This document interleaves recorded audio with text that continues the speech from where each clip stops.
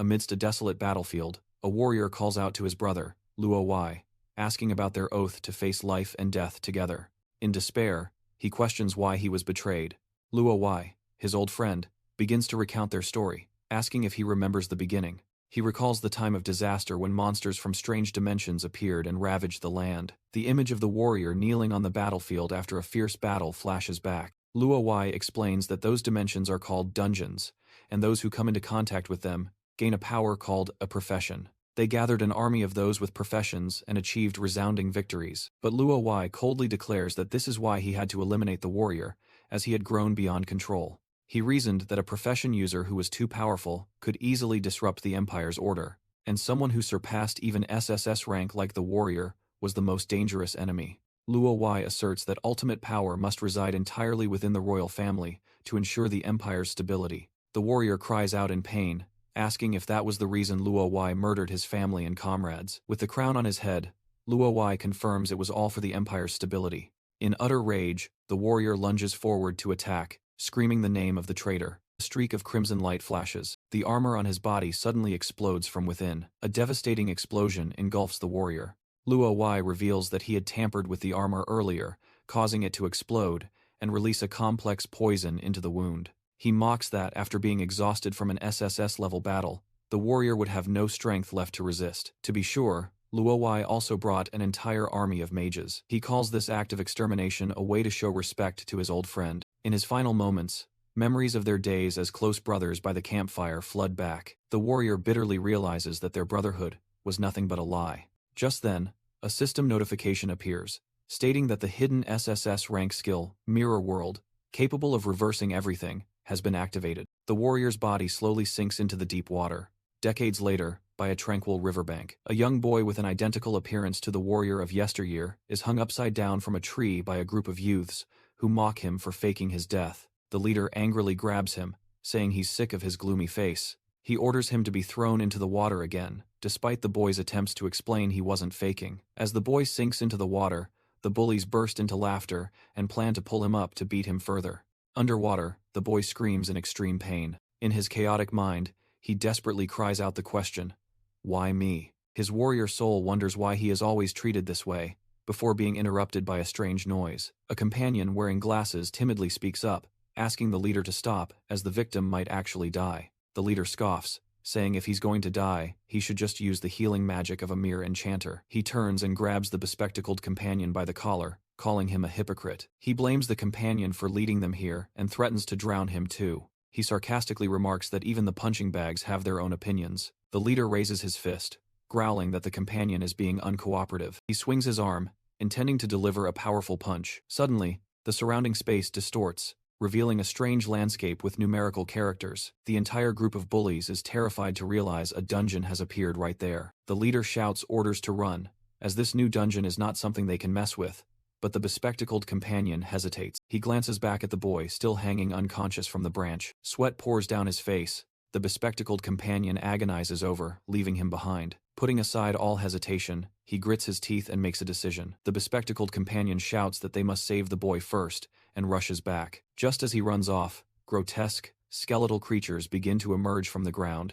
While struggling to untie the stubborn rope, the bespectacled companion doesn't notice the monsters closing in behind him. A small, horned demon lunges to attack, causing him to scream in fear. In a flash, the victimized boy breaks free from the ropes and rushes to block the attack for his friend. With eyes glowing purple, he unleashes a skill called Frost Shock. A system panel appears, announcing he used basic healing magic on the demon, but failed because the target was already bleeding. The bespectacled companion screams in panic, not understanding why he would heal a monster. The demon is repelled by a blast of golden energy, leaving the other friend in bewilderment. A character information panel appears, revealing the body's name as Yun Che, level 5, Enchanter class. Yun Che looks at his glowing hands and is shocked to realize this is not his body. He recalls the world's rule. Anyone who comes into contact with a dungeon is granted a random profession by the system. This process is irreversible, and people grow stronger based on that profession, but he was originally a top-tier warrior. Yun Che remembers the moment before his death. He activated the hidden SSS rank skill called Mirror World. Although reincarnation isn't necessarily a good thing, Yun Che is secretly grateful for the chance at revenge. Meanwhile, Xiaoji is being chased by monsters, screaming in panic that he can only hold off 3. Yunche is aware that his current body is too weak. He examines his skills and concludes they are completely useless in this combat situation. With the enchanter profession being purely supportive, he lacks direct combat capabilities. Yunche bitterly thinks that it's because of this weakness that he's always been ostracized by those with combat professions. Nevertheless, he uses his combat experience from his past life to evade the monster's attack. He knows he must find a way out before his stamina runs out. Yunche's only hope now is the hidden skill, Mirror World. He tries to activate the skill on a grudge demon, not knowing how to use it. However, a notification appears, stating the skill failed because it didn't meet the usage requirements. Just then, a swarm of giant monsters rushes towards them, terrifying Yunche. Xiaozhi falls to the ground in despair, his defensive shield shattered. The entire dark space is filled with countless pairs of glowing red eyes of the monster horde. Yunche continues to experiment, using Mirror World, on a roadside stone, but it fails due to his low level. Facing the enemy, he wonders if it's due to the vast level difference. Seeing the reflection of a monster in a puddle, he hypothesizes that the skill requires a reflective surface. He tries the skill again on another monster, but the failure notification still appears, specifying the reason as low level. Yunche notices the difference in the error message, confirming the problem lies with his level. He concludes that Mirror World definitely needs a reflective surface to function. Since he can't immediately solve the level issue, he decides to try using the skill on the monster's weapon. But this attempt also fails due to his low level. Xiaozhi screams in despair, urging Yunche to stop using useless support skills when he can no longer hold on. A giant elite monster appears, its stats indicating overwhelming power. Xiaozhi is completely devastated, thinking he's doomed as he needs to be level 10 to fight an elite monster of level 10. Yunche suddenly has a new idea and tries using Mirror World on Xiaozhi's basic shield. The skill fails but reveals crucial information. It cannot be used on another person's skill, making Yunche realize he can use it on himself. He successfully reverses his own skill, Vine Restraint, creating a massive purple energy blast. The system announces that he has used the new skill, Chaos Thorns. The reverse skill is unleashed, striking the elite monster hard in the face. The elite monster roars in pain after the unexpected attack. Xiaozhi stands frozen, not understanding what just happened. Yunche calmly realizes the skill's effect has been completely reversed. The system explains that the original skill, Vine Restraint, is used to bind the target. But after reversal, it has become Chaos Thorns, with the ability to cause confusion. Under the skill's effect, the monster horde begins to attack each other wildly. Yunche smirks. A skill that was originally useless now brings unexpected results. He silently acknowledges that Mirror World truly lives up to its name as a hidden SSS-Rank skill. It not only reverses effects but also enhances them in all aspects. He thinks back, if it were the original skill, the success rate would be low and the binding duration would only last a second or two. It's incomparable to my current strength, and I'm starting to plan my next move. Yunche wondered how other reverse skills would transform, starting with Basic Attack Blade. This skill, after being reversed, became Cunning Blade, which increases attack power by 10% every time MP is consumed. He created an Energy Blade, thinking to himself that each time he used the skill, his attack power would increase by 10%. When the skill is activated, any other skill usage will also trigger the power-up effect, showing immense growth potential. Unexpectedly, a beam of light enveloped Yunche. He had leveled up to 6. He realized he leveled up because a large number of monsters had died from attacking each other. Noticing the significant experience points the monsters provided, he swung his energy blade. Leveling up also fully restored his MP. Yunche decided to take advantage of the monster's current chaos to test Cunning Blade. He continuously used Chaotic Thorns, easily boosting his attack power to 2.2 times. With glowing eyes, Yunche prepared for the massacre. He charged straight towards a disoriented monster. He marveled to himself that the power of this skill far exceeded normal levels. The sharp energy blade sliced through the monster's body. The powerful slash continued to cut through the monster standing behind it. Xiaozhi watched the scene with a stunned expression. He couldn't believe his eyes, wondering if this was truly Yunche, a level 5 enchanter. During the fight, Yunche calmly analyzed his strength with his level 6 stats. He calculated that with 120 MP and his recovery rate, he could reach a maximum attack power of 2.3 times. Standing on the corpse of the elite monster,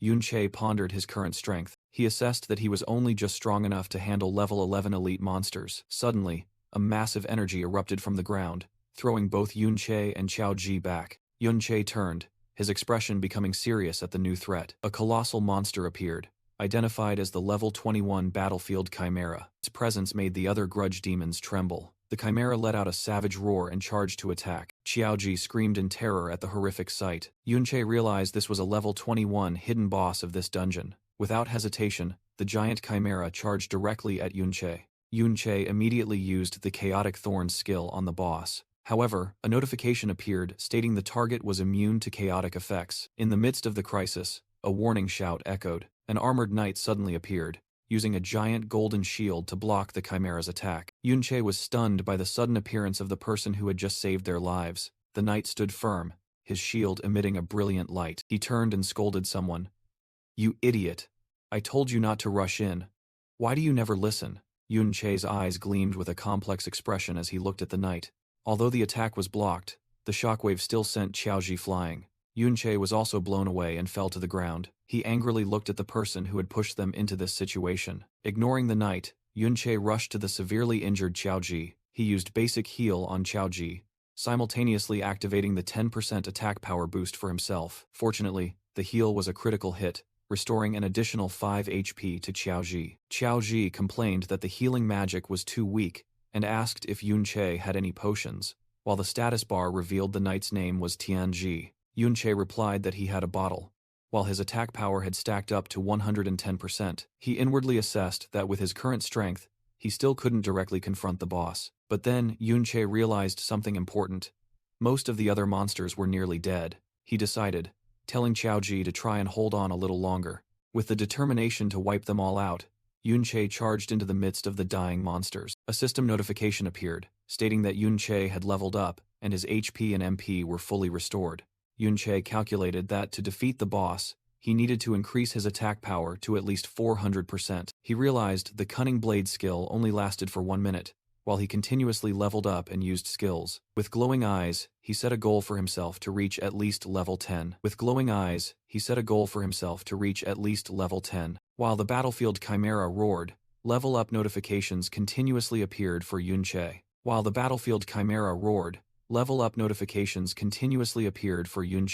Yunche's status screen displayed that he had reached level 12. With his attack power increased to 510%, Yunche confidently declared that it was more than enough. He charged forward, unleashing a purple energy slash at the battlefield chimera's arm. The powerful attack hit the colossal monster. Yunche continued his relentless assault, unleashing a series of slashes at the boss. Completely overwhelmed, the monster was torn apart by countless slashes. Yunche soared through the air, finishing off the boss with a final blow. Tianji stood stunned, unable to believe what he had just witnessed. A notification confirmed the level 21 boss had been eliminated, making Qiaoji wonder if he was dreaming. Yunche stood amidst the monster corpses, receiving notifications for 3 more level ups, while Tianji was astonished that a level 5 enchanter could clear the dungeon. The new status screen showed Yunche had reached level 15, and the system announced the dungeon had been completed. Tianji approached, skeptically asking Yunche if it was really him. He continued to question how Yunche had suddenly become so powerful. Yunche ignored the question, his gaze fixed on Qiaoji. He suddenly asked Qiaoji about his relationship with someone named Qiao Benben. Qiaoji was shocked, asking how Yunche knew his great-grandfather's childhood nickname. Yunche was astonished to realize Qiaoji was Qiao Benben's great-grandson. A memory of a dirt-faced young Qiao Benben flashed in Yunche's mind. He wondered why the descendant of someone he knew was still alive, as he was sure everyone had been killed by Luo Qi. As Yunche was about to ask about Qiao Benben's current situation, Qiaoji interrupted, saying there was no need to mention him at the moment. Qiaoji lowered his head, thinking Yunche was deliberately trying to embarrass him, which confused Yunche. Qiaoji accused Yunche of hiding his strength, then quickly changed the subject to the school trip tomorrow, to urge everyone to return. Yunche looked ahead resolutely. To avoid suspicion, he decided to leave as his identity could not yet be revealed. He believed that place would have records of what happened after his death. Meanwhile, other students were excitedly on the bus to the school's field trip location. Yunche and Qiaoji sat quietly, separated from the noisy atmosphere. Yunche mused that time had truly passed. He realized the world had changed so much, they even used items from dungeons to power vehicles. Many things he had never seen had appeared, though he had encountered some of them in certain dungeons. He wondered why, because logically, only items dropped by monsters could be brought out of a dungeon. A system window popped up with information about the Chimera Bone Ring, and equipment he received from the boss. Yunche mused that equipment and skill books could be brought out through the inventory, and even bought and sold. He reversed the Tenacious Physique skill into a permanent passive skill, Flexible Physique, which reduces physical damage taken, but things that couldn't be put into the inventory should have disappeared with the dungeon after the boss was defeated. Finally, the entire class arrived in front of the large building of the History Memorial Hall. It was the statue of the kingdom's supreme ruler, Emperor Luo Wei, who had ended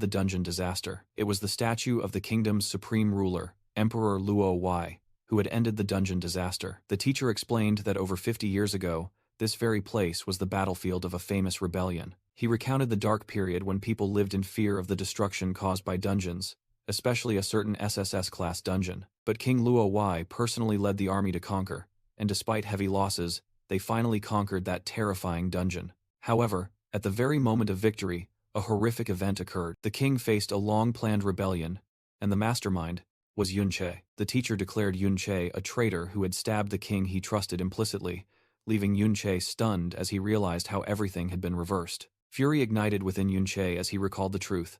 They were the ones who conquered the SSS grade dungeon and were framed by Luo Wei. The teacher continued his emotional speech, saying no one could imagine the pain of being betrayed in such circumstances. Finally, with the help of the hero Ding Kun, the rebellion was completely suppressed.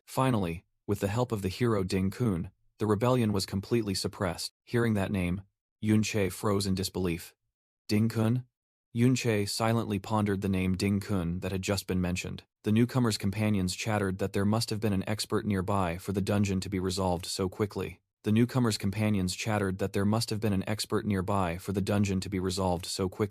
The leader brushed it off, claiming they were just lucky. Yunche realized the group that had just arrived was not ordinary. The crowd of students whispered upon recognizing the person as Ding Shu, and began discussing the dungeon disaster. A blonde female student showed disdain, not believing they could have survived and returned. Ding Shu approached and put his arm around Qiaozhi in a threatening manner, sarcastically remarking how lucky he was to be alive. He leaned close to Qiaozhi's ear with a sinister smile. Ding Shu blamed Qiaozhi for dragging everyone into the dungeon and nearly costing them all their lives. He demanded Qiaozhi pay the price, but Qiaozhi fearfully retorted that it was clearly Ding Shu's fault. Qiaozhi angrily declared he would report this. Ding Shu scoffed, saying Qiaozhi didn't seem to understand the situation clearly. He pointed towards the statue in front. Ding Shu told Qiaozhi to look at how his grandfather was trampled underfoot by the hero. Qiaozhi shouted that Ding Shu could insult him, but he was not allowed to insult his grandfather.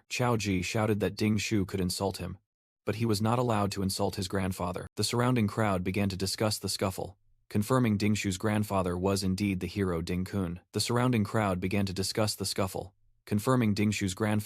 indeed the hero Ding Kun. They recognized Qiaozhi and showed contempt, thinking the descendant of a traitor dared to insult a hero. Ding Shu feigned offense, saying Qiaozhi dared to insult his grandfather right in front of everyone.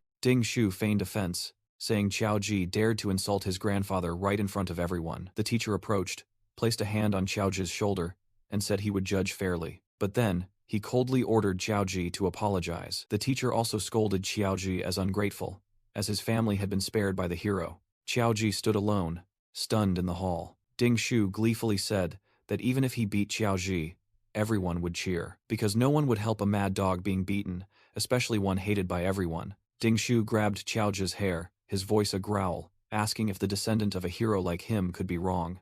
Ding Shu roared, raising his fist to strike Qiaozhi for his grandfather's honor. But before the fist could land, an unexpected kick stopped him. Yunche stood there coldly after kicking Ding Shu away. Qiaozhi looked up in disbelief, unable to comprehend what had just happened. Yunche looked down at Ding Shu with contempt, sarcastically remarking that hero families didn't have time to teach their children. The students buzzed, one exclaiming they didn't recognize Yunche and were astonished he dared to hit Ding Shu. Everyone recalled Yunche was just a weak level 5 and wondered if he had lost his mind.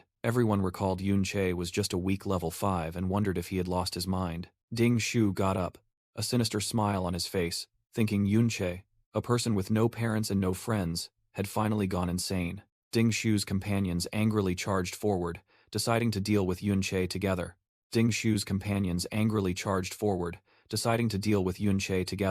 Yunche merely smirked, completely unfazed. In an instant, Yunche moved with astonishing speed, taking down Ding Shu's entire group. One companion collapsed in pain. Ding Shu was no exception, spitting blood after taking a blow. The entire student body was stunned, not understanding what was happening as Ding Shu's group lay scattered on the floor. Ding Shu knelt on the ground, bewildered, wondering how he could have been defeated by Yunche. The other students were also astonished, no one having seen what happened. Ding Shu looked at his hands, beginning to doubt his own strength. He roared in anger, refusing to accept that a trash level 5 support could be stronger than him, and activated the skill, Rage, increasing his attack power by 25%. Believing Yunche had just gotten lucky, Ding Shu equipped the fire-forged hammer, adding another 314 attack power. He roared and leaped up, swinging the flaming hammer to finish Yunche. Yunche calmly commented that his opponent's attack had too many openings. He activated Cunning Blade, increasing his attack power by 80%, and easily blocked the hammer. Ding Shu couldn't believe his eyes, completely shocked by Yunche's strength. Yunche ended the fight with a powerful kick, knocking Ding Shu unconscious on the spot. Just then, the memorial's security personnel rushed over, frantically asking what was happening. The head guard recognized Ding Shu was unconscious, and quickly called for medical attention. The students were still in shock,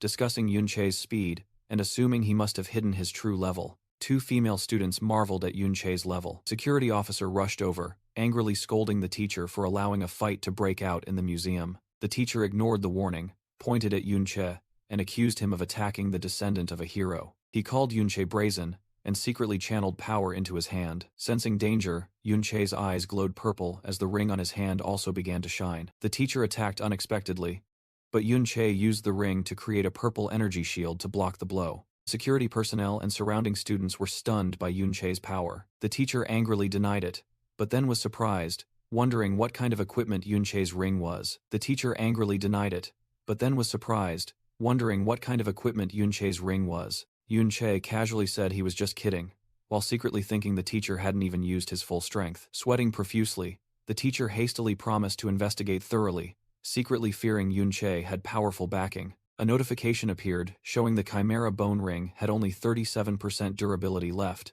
and Yunche judged it too weak to withstand a level 35 teacher. Yunche proposed a simple punishment: expulsion from the museum for both of them. With that, he turned and called for Qiaoji to leave, leaving the bewildered teacher behind. Qiaoji and the other students were still in shock, unable to believe a student could block a teacher's attack. Meanwhile, the teacher frantically asked for medical attention for Ding Shu, but another student realized he had already recovered. Yunche and Qiaoji walked down the stairs together, leaving the museum building. On the way, Yunche fell into thought, painfully recalling how Benben had been killed by someone hailed as a hero. Qiaoji looked at his companion with admiration. Yunche then pretended to be weak in history, asking Qiaoji about the true achievements of the hero, Ding Kun. Qiaoji was a bit confused but tried to recall what he had learned. Hearing this, Yunche smirked with a wry smile.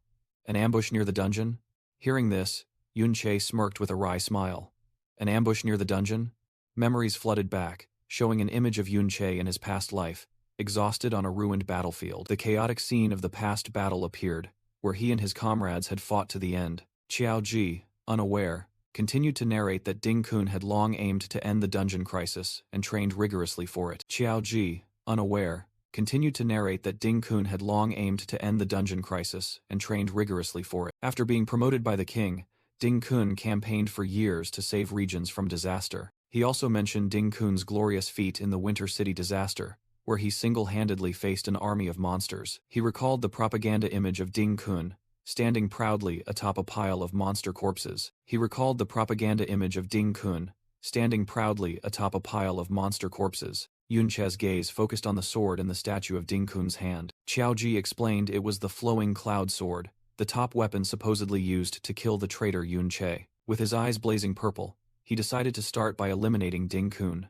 With his eyes blazing purple, he decided to start by eliminating Ding Kun. The scene shifted to a magnificent city. Outside the Ding family mansion, a squad of high-level guards was patrolling. A blonde-haired guard seemed to sense something unusual. Yunche and Qiaoji were hiding behind a nearby pillar. The guard dismissed it as a mischievous child and moved on. Yunche inwardly noted the guard was very vigilant, likely a wanderer with scout skills. Qiaoji nervously urged Yunche to leave, worried they'd be in trouble if Ding Shu returned. Yunche mused that while he wanted to kill Ding Kun directly, it was impossible. He knew that according to Qiaoji, Ding Kun was currently in a high-level rift. Unlike in his past life, high-level rifts were now guarded by the military and required passes. A formidable army stood guard at the entrance to a rift. Yun-che deduced that Ding Shu's house must possess a pass. He wondered why one branch of the family needed so many guards. Qiao Ji explained they were descendants of a hero, and the mansion even encompassed a rift. Yun-che was surprised to learn there was a rift within the house itself. Qiao Ji confirmed that low-level rifts had long been secretly traded among the elite. He added that without power and influence, ordinary people couldn't even dream of it. He bitterly recounted how Ding Shu could bring guards to farm monsters anytime, while ordinary students had to fight for the school's training opportunities. Yun-che commented that times had truly changed. He asked if being richer and more powerful meant higher levels, and Qiao Ji affirmed it. Qiao Ji explained, most ordinary people graduated at levels 15 to 20, and were stuck there due to lack of rift access. Only those in related professions like mining or forest guarding could reach level 30 inches old age. He pointed out that Ding Zhu's guards were also level 30 thanks to the family's rift, and to go further, one had to join the army or officer academies. Yun-che inwardly thought that to become stronger, he absolutely needed the rift path. Qiao Ji tried to dissuade him, arguing that with the level difference, Yun-che couldn't possibly defeat the guards. He couldn't even touch the Supreme King Luo Wai. But he analyzed that the guard's scout skills weren't enough to cover the entire mansion. He couldn't even touch the Supreme King Luo Wai. But he analyzed that the guard's scout skills weren't enough to cover the entire mansion. Yun-che reasoned that since this wasn't a life-or-death situation, the guards would be lax, making infiltration feasible. Qiao Ji confusedly asked who would be lazy. Yun-che explained that the defense system here was much looser than anything he'd seen, but Qiao Ji still feared they could be killed if discovered. Suddenly, Yun-che grabbed Qiao Ji's collar. As he was about to speak further, he looked directly into Qiao Ji's eyes and asked if he wanted to change his life. Qiao Ji weakly replied that it was only possible if he joined a guild legion. Yun-che questioned if that would truly change anything. Given he was still the descendant of the traitor Qiao En, he repeated Qiao Ji's name, stunning him with the harsh truth. Yun-che pushed Qiao Ji away and said fate could only be changed in the present, not by gambling on the future. He declared he wouldn't let this rift pass him by and turned to leave, letting Qiao Ji decide for himself. Yun-che thought about his old friend Benben. He wondered if Benben's descendant would make the same choice as his ancestor, while Qiao Ji was still hesitating. Finally, Qiao Ji decided he couldn't let Yun-che go to his death alone, and rushed to catch up. As they began their infiltration, Yun-che signaled Qiao Ji to remain silent, confirming no summon-type scout skills were nearby. They moved stealthily along the high walls, directly above the patrolling guards. They both flew over another guard to avoid detection. Timing it perfectly, Yun-che and Qiao Ji successfully slipped into the Ding family mansion's courtyard. Qiao Ji exclaimed in surprise at an unexpected sight. Before them was a purple spatial rift glowing on the ground. Yun-che commented that the monsters inside were slightly higher level than the previous rift.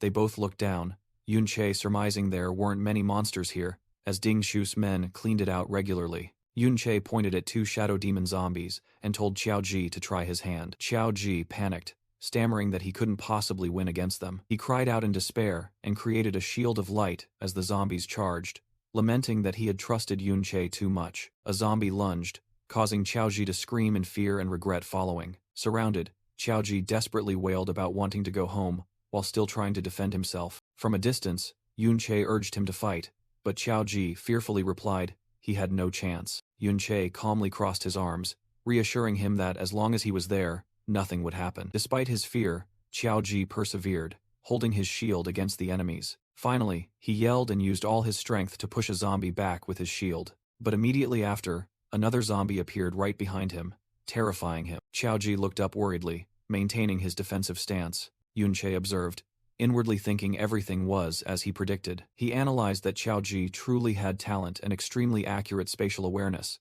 but his timid nature made him only dare to defend. Therefore, despite the dangerous-looking situation, Qiao Ji suffered almost no damage. As the shield began to crack, Qiao Ji cried out that he couldn't take it anymore, and Yun-che realized this was the limit where most people gave up. Thinking of Qiao Benben, Yun-che activated the skill Cunning Blade and charged in to eliminate the monsters, telling himself that his ancestor's descendant had taken his first step. Yun-che explained that experience points were shared by contribution, and if Qiao Ji hadn't made them unbalanced, he wouldn't have received much. Yun-che explained that experience points were shared by contribution, and if Qiao Ji hadn't made them unbalanced, he wouldn't have received much. He summoned his new weapon, the Grudgebone Blade, created from the Chimera boss. Noticing Qiao Ji moved quite agilely, Yunche asked about his stat distribution, learning he had evenly allocated points to everything except spirit. Yunche wondered why a shield bearer would neglect agility. Xiao Jie sadly explained that no one in school wanted a slow tanker on their team. Yunche advised him to think long-term, as high-level classes at level 60 had their own stat requirements. He gave the example of the immovable fortress class, which required 60 stamina and 90 defense. Yunche placed his hand on Xiao Ji's shoulder and said that from now on, he could start thinking about becoming S-rank. Yunche placed his hand on Xiao Ji's shoulder and said that from now on, he could start thinking about becoming S-rank. Yunche then told himself that he also needed to plan for his job advancement. He realized his current support class could only turn the tide thanks to the hidden skill Mirror World. He was contemplating his next job choice when something unexpected happened. A notification appeared showing that the Mirror World skill had received 2,000 experience points, leaving Yunche stunned to learn it could also level up. Energized, Yunche charged to attack another zombie. He easily cleaved the monster in two with a powerful sword strike. As the effect of Cunning Blade ended, Yunche lunged to attack a monster. He was surprised when his stab couldn't immediately finish the monster. The level 17 Greed Demon retaliated as Yunche's power-up effect wore off. Yunche dodged and realized that Cunning Blade, while powerful, couldn't be used in prolonged battles. After defeating the monster, he gasped, admitting his stamina was also an issue. Suddenly, Yunche leveled up twice to 17. Much faster than usual. The system notification stated he had received 2,000 experience points for Mirror World after defeating 2 elite zombies. Yunche joyfully realized that defeating monsters also strengthened his hidden skill. Abruptly, he sensed someone's presence. He threw a stone to create a diversion. From the cliffside, Yunche and Xiao Ji observed the Ding family guards patrolling more frequently. Xiao Ji worried they might have been discovered and the danger would increase as monsters became scarce. Yunche inwardly agreed, feeling the pressure of fighting, evading, and timing his skills. When he tried to reverse it in his mind, he concluded that not all reversal skills were useful in combat.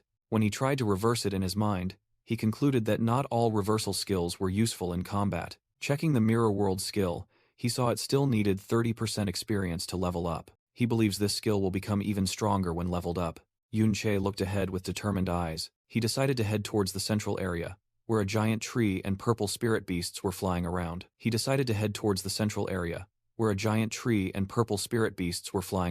Hiding behind a rock, Yunche noticed the enemy's scouting skills were becoming increasingly dense. He glanced ahead, preparing for what was to come. Xiaoji was stunned, while Yunche explained that at school, they never had access to such a lord. Xiaoji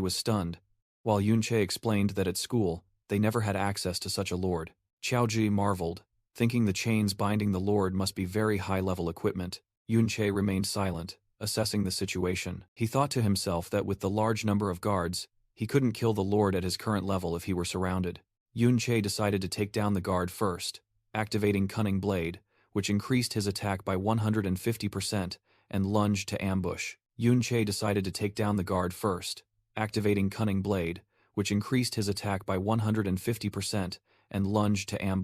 Yunche stood over the defeated and incapacitated guard. He declared he would begin interrogation to gather information and warned the guard to be truthful. Terrified, the guard immediately agreed to reveal everything, believing that loyalty to the Ding family was not worth his life. Yunche listened in silence. When asked about the pass to the hero's land, the guard revealed that there was a whole stack in the Ding family's ancestor's office. He thought to himself that the person interrogating him must be a fervent fan of the hero from years ago. The guard asserted that he had seen the ancestor take passes and go out with the captain of the guard many times. He further explained that these were all temporary passes, with no personal data recorded, so without an acquaintance to guide them, they would definitely be stopped. Yunche grabbed the guard by the collar and coldly told him that it was none of his business. Then, he ordered the guard to take out everything from his system backpack. Outside the rift, at the Ding family mansion, Yunche and Xiaoji escorted the disarmed guard outside. The guard lamented that the Ding family was very stingy. They collected all dropped items from the rift and only left the guards with leftovers.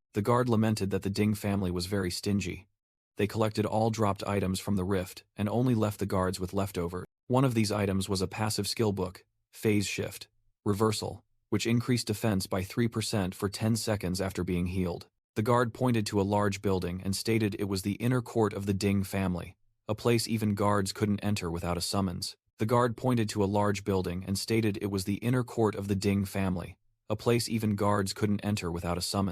He He revealed that, except for Ding Shu, everyone inside was above level 30 with top-tier equipment, making the guard's roles unnecessary. Yun Che asked if he could get the pass from the inner court, but the guard frantically warned that the family head was inside. The guard continued to explain the family diagram, stating that the level 57 ancestor and the level 52 third master were currently on a business trip. The guard continued to explain the family diagram, stating that the level 57 ancestor and the level 52 third master were currently on a business trip. He warned that if they returned, the situation would become even more dangerous. Yun Che calculated mentally, realizing that breaking into the inner court meant facing an opponent far above his level. After gathering enough information, Yun Che knocked out the guard and called Qiao Zi. Disguised in the guard's armor, Yun Che instructed Qiao Zhi to stay put and decided to use a ruse to lure the family head out. Returning inside the rift, Yun Che analyzed that the Ding family used a high-level chain to control the Lord. He reasoned that as long as the Lord remained alive,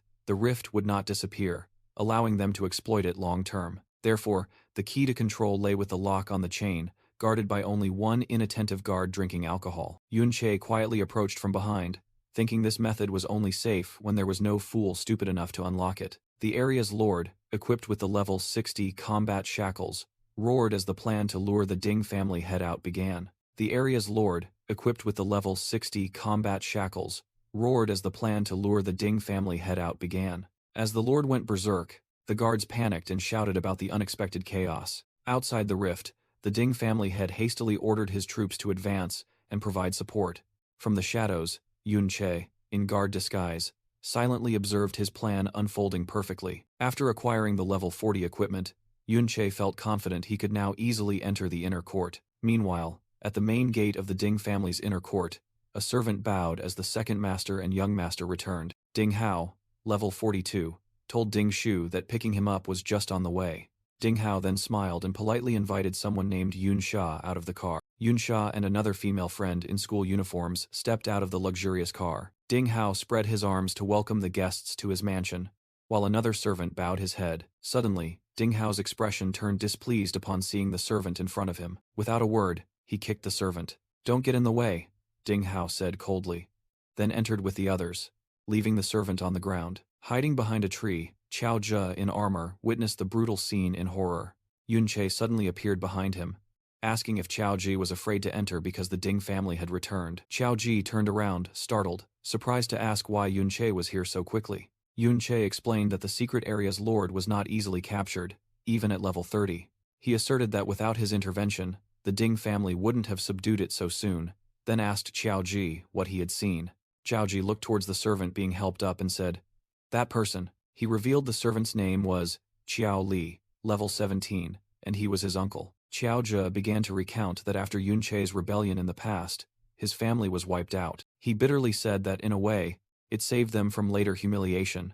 As Yun Che's eyes flashed purple, in a flashback, a ruined mansion appeared, and Qiao Zhi recounted how the Qiao family had continuously suffered the Empire's malice since then. He continued, revealing that under the hero Ding Kun's secret orders, the bullying became even more brutal. Qiao Zhi bitterly explained that his family had to live in submission and humiliation to survive, all to embellish the heroic family's benevolence. Qiao Zhi bitterly explained that his family had to live in submission and humiliation to survive, all to embellish the heroic family's benevolence. He recalled that the elders in his family had also wanted to change things, like when his father faced the media, but the result was that his father lost his mind and went mad from the pressure, and his uncle, Qiao Li, had become the Ding family's dog. Qiao Zhi doubtfully asked Yun Che if following him was truly the right thing to do. Yun Che firmly replied that he had to enter the inner court. Qiao Zhi hastily warned that Ding Shu's father, a level 42 powerhouse, was inside, and Yun Che would surely die if discovered. With determined eyes, he added that if he hesitated,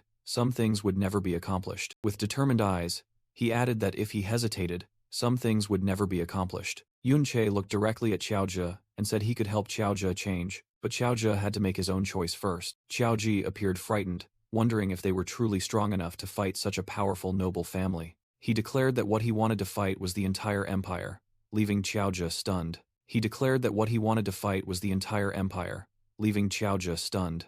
Meanwhile, at the luxurious Ding family mansion, an unexpected event occurred. Ding Hao sat on the sofa, casually asking how the Rift Lord had escaped. His guest, Yun Sha, politely asked if he was busy, and if they could return another day. Ding Hao waved his hand, saying his brother could handle it, and that compared to a rift, Miss Yunsha was much more important. He also revealed that his father and third brother were on their way back after hearing of her visit. Eavesdropping from above, Yunche smirked upon hearing the title hero Ding Kun. Eavesdropping from above, Yunche smirked upon hearing the title hero Ding Kun. Yunche observed Yunsha and realized this girl seemed to hold a very high status. Yunche observed Yunsha and realized this girl seemed to hold a very high status. He noticed the girl also shared the Yun surname, and wondered about the name Yun Miao. Yunche thought to himself if this was a mere coincidence. He decided to set aside his speculations and focus on the immediate goal of obtaining the permit.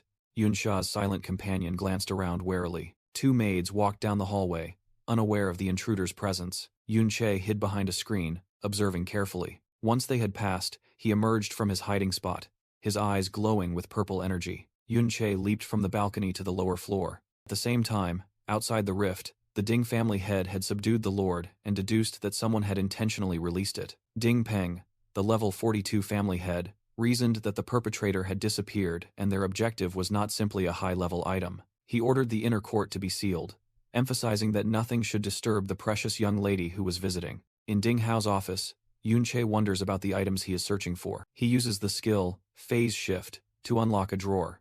This skill allows him to pass through small objects for 4 seconds. Inside, Yunche finds a stack of ledgers, but then he realizes they are high-quality skill books, including Slow Light. Meanwhile, the main gate of the Ding family's inner compound is surrounded by guards. Hidden in the bushes, Qiao Zhe nervously wonders if they have been discovered. He worries that if Yunche doesn't come out soon, he will lose his chance to escape. The horrific memory of Ding Hao slaughtering his family floods back. Deciding to save himself, Qiao Ji prepares to slip away quietly. But Yunche appears and places a hand on his shoulder, stopping him. After a moment of decision, Qiao Ji shouts loudly and rushes out of his hiding place. Qiao Zhe continues to run, intentionally drawing all attention to himself. He leaps through a glass window and shouts, telling Yunche not to get caught. Witnessing this, Yunche acknowledges that Qiao Ji has surpassed himself and chosen to resist. Yunche jumps down from a height, taunting the guards that the chains and skill books are with him. Yunche uses the enhanced skill, Chaos Spikes, to slow down the enemy. Realizing the intent, Ding Hao orders some teams to return and protect the dungeon lord. Qiao Zhe confusedly asks why Yunche is luring everyone away. Yunche explains that the fact that all the guards are outside indicates the lord has just been subdued. A major battle occurred to subdue the lord. This means its life force is at its lowest, and killing it now will help Mirror World level up. Meanwhile, in a luxurious lounge, Yunsha calmly comments on the noise outside to Ding Hao. Ding Hao appears confident, believing his brother can easily handle the intruders. Meanwhile, the Ding family head, Ding Peng, angrily urges his guards to quickly proceed to the lord's location. Another team of guards is ordered to pursue the intruder. Yunche, with his superior speed, is rushing forward. He mentally notes that he has allocated most of his potential points to agility. Furthermore, he possesses a skill that increases movement speed. Yunche is confident that at his current level, only level 30 rogues and archers can keep up with him. He quickly reaches the location where the lord is sealed in a weakened state. Suddenly, an elite guard team appears and shouts, demanding they form a battle formation.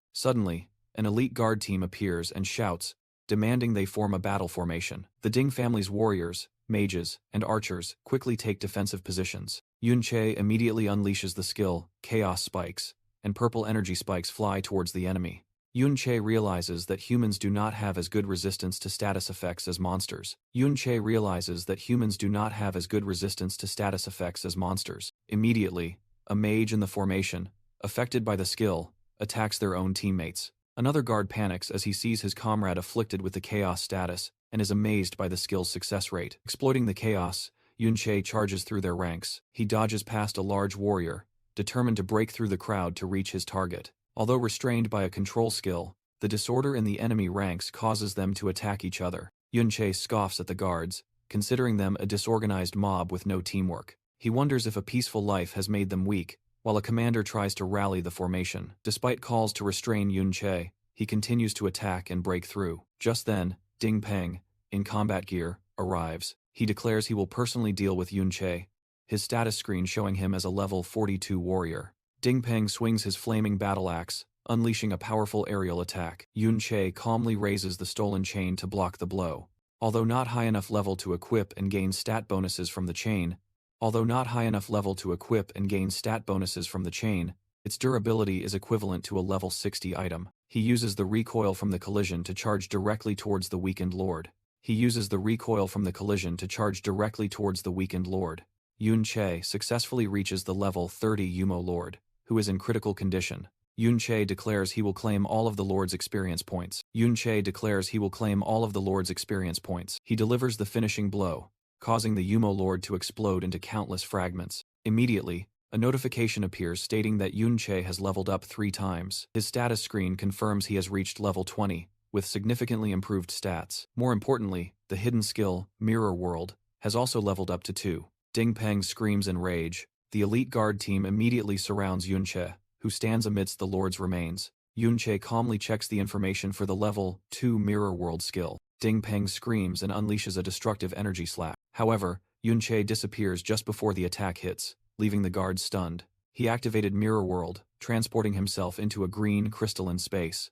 Inside this world, Ding Peng and the guards are merely faint illusions. Yun Che realizes this is a world within a mirror, with a limited duration. He reaches through the illusion of Ding Peng and notices that everything is reversed left to right compared to reality. As he touches the ground, he feels a tangible fragment. He picks up a mirror shard and receives a notification that this item can be brought out. Yun Che understands that at level 2, this skill allows him to bring items from the mirror world outside. The notification explains that these are skills from the main body that he has not yet learned.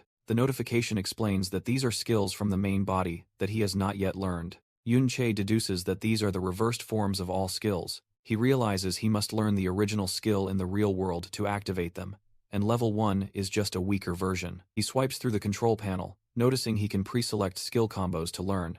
While pleased with the ability to plan his development better, Yun Che suddenly feels something is wrong. He is surprised to discover the existence of other souls within the mirror world. Suddenly, a skeletal soul erupts in hostile flames and lunges at him. Yun Che wonders if these souls turn into undead monsters. He unleashes a massive energy slash to destroy the skeletal soul. After defeating it, he notices it wasn't as strong as it appeared.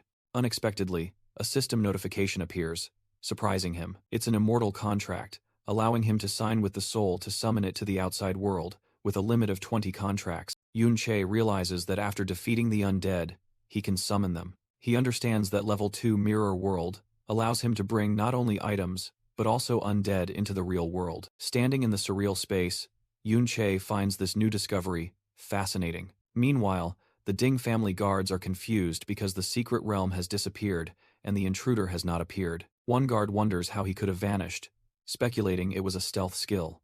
Another guard with purple hair refutes this, stating their stealth skills have limits and cannot be bypassed. Ding Peng angrily grabs the purple-haired guard's face, roaring and demanding to know why an entire army let one person escape. While he is still threatening to make his subordinates pay, Yun Che suddenly appears directly behind him. Both Ding Peng and the soldier were stunned to see him. Yun Che calmly analyzed that the time limit for mirror domain had expired, and he was contemplating the conditions for returning. Ding Peng snapped back to reality, shouting orders for his soldiers to attack. "No need to rush," Yun Che said, as a green energy gathered in his hand. "After being surrounded for so long, I deserve a little payback," he declared and unleashed a horde of spectral undead. The Ding family soldiers panicked at the unexpected sight. A commander reassured them, telling them not to panic, as they were just undead monsters he had seen plenty of. A soldier raised his shield to block an attack from a skeleton. He was surprised to see its status bar appear, showing it was just a level 20 undead bone spirit. The commander scoffed, saying he told them not to panic. He ordered a counterattack and promised a pay raise to anyone who captured Yun Che, causing the soldiers to cheer excitedly. But as they looked around, Yun Che had once again vanished. From a rocky outcrop, Yun Che observed and realized his undead army was still too weak. He wished he had higher-level undead to easily wipe out the soldiers. He realized the bigger issue was that mirror domain had boundaries, only allowing movement within a 200-meter radius.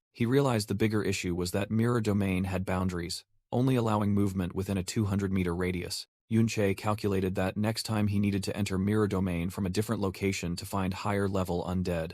Immediately, he burst from the bushes, heading towards a guard, who was apprehending Qiao Ji. The guard taunted Qiao Ji, saying he had hidden well, and wondered what reward he would get for capturing him. Yun Che moved like a phantom, taking down 2 guards with a single strike. Qiao Ji stared in shock at the chaotic scene unfolding before him. Yun Che grabbed Qiao Ji and declared a retreat, pulling him away from the encirclement. After causing chaos, Yun Che decided it was time to return and take stock of his spoils. One guard commented that these specters were not strong.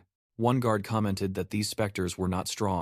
level 20 skeleton burst into flames with blue fire, regenerating right before the enemy's eyes.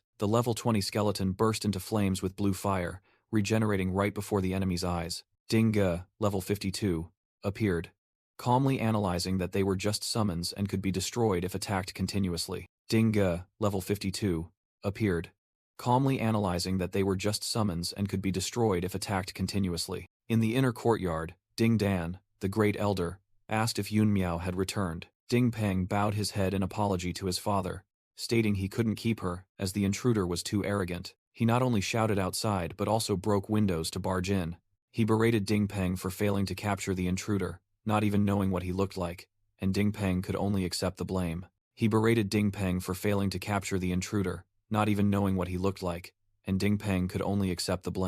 However, Ding Peng reported that Yunsha had agreed to go to the hero's trial, considering his grandfather's matter resolved. Ding Dan remained resentful, vowing to kill the intruder once he was found. He ordered Ding Peng to check if anything else had been stolen. What was taken was a temporary trial pass bearing Qiao Ji's name. Back in safety, Yun Che held the card in his hand, thinking he still needed someone to guide him into the hero's trial. He told himself it wasn't urgent, and was satisfied with leveling up to 20 on his trip to the Ding family. He realized all the incantation skills were support skills.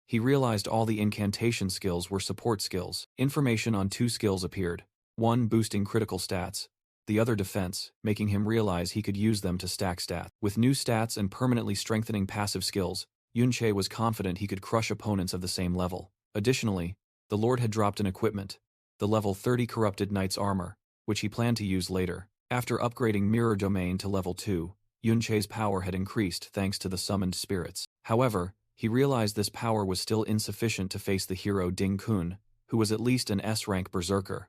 Yun Che told himself he needed to reach above level 50 and sign contracts with spirits of the same level to have a chance of killing him, while Qiao Ji sat beside him, anxiously asking if they would be pursued.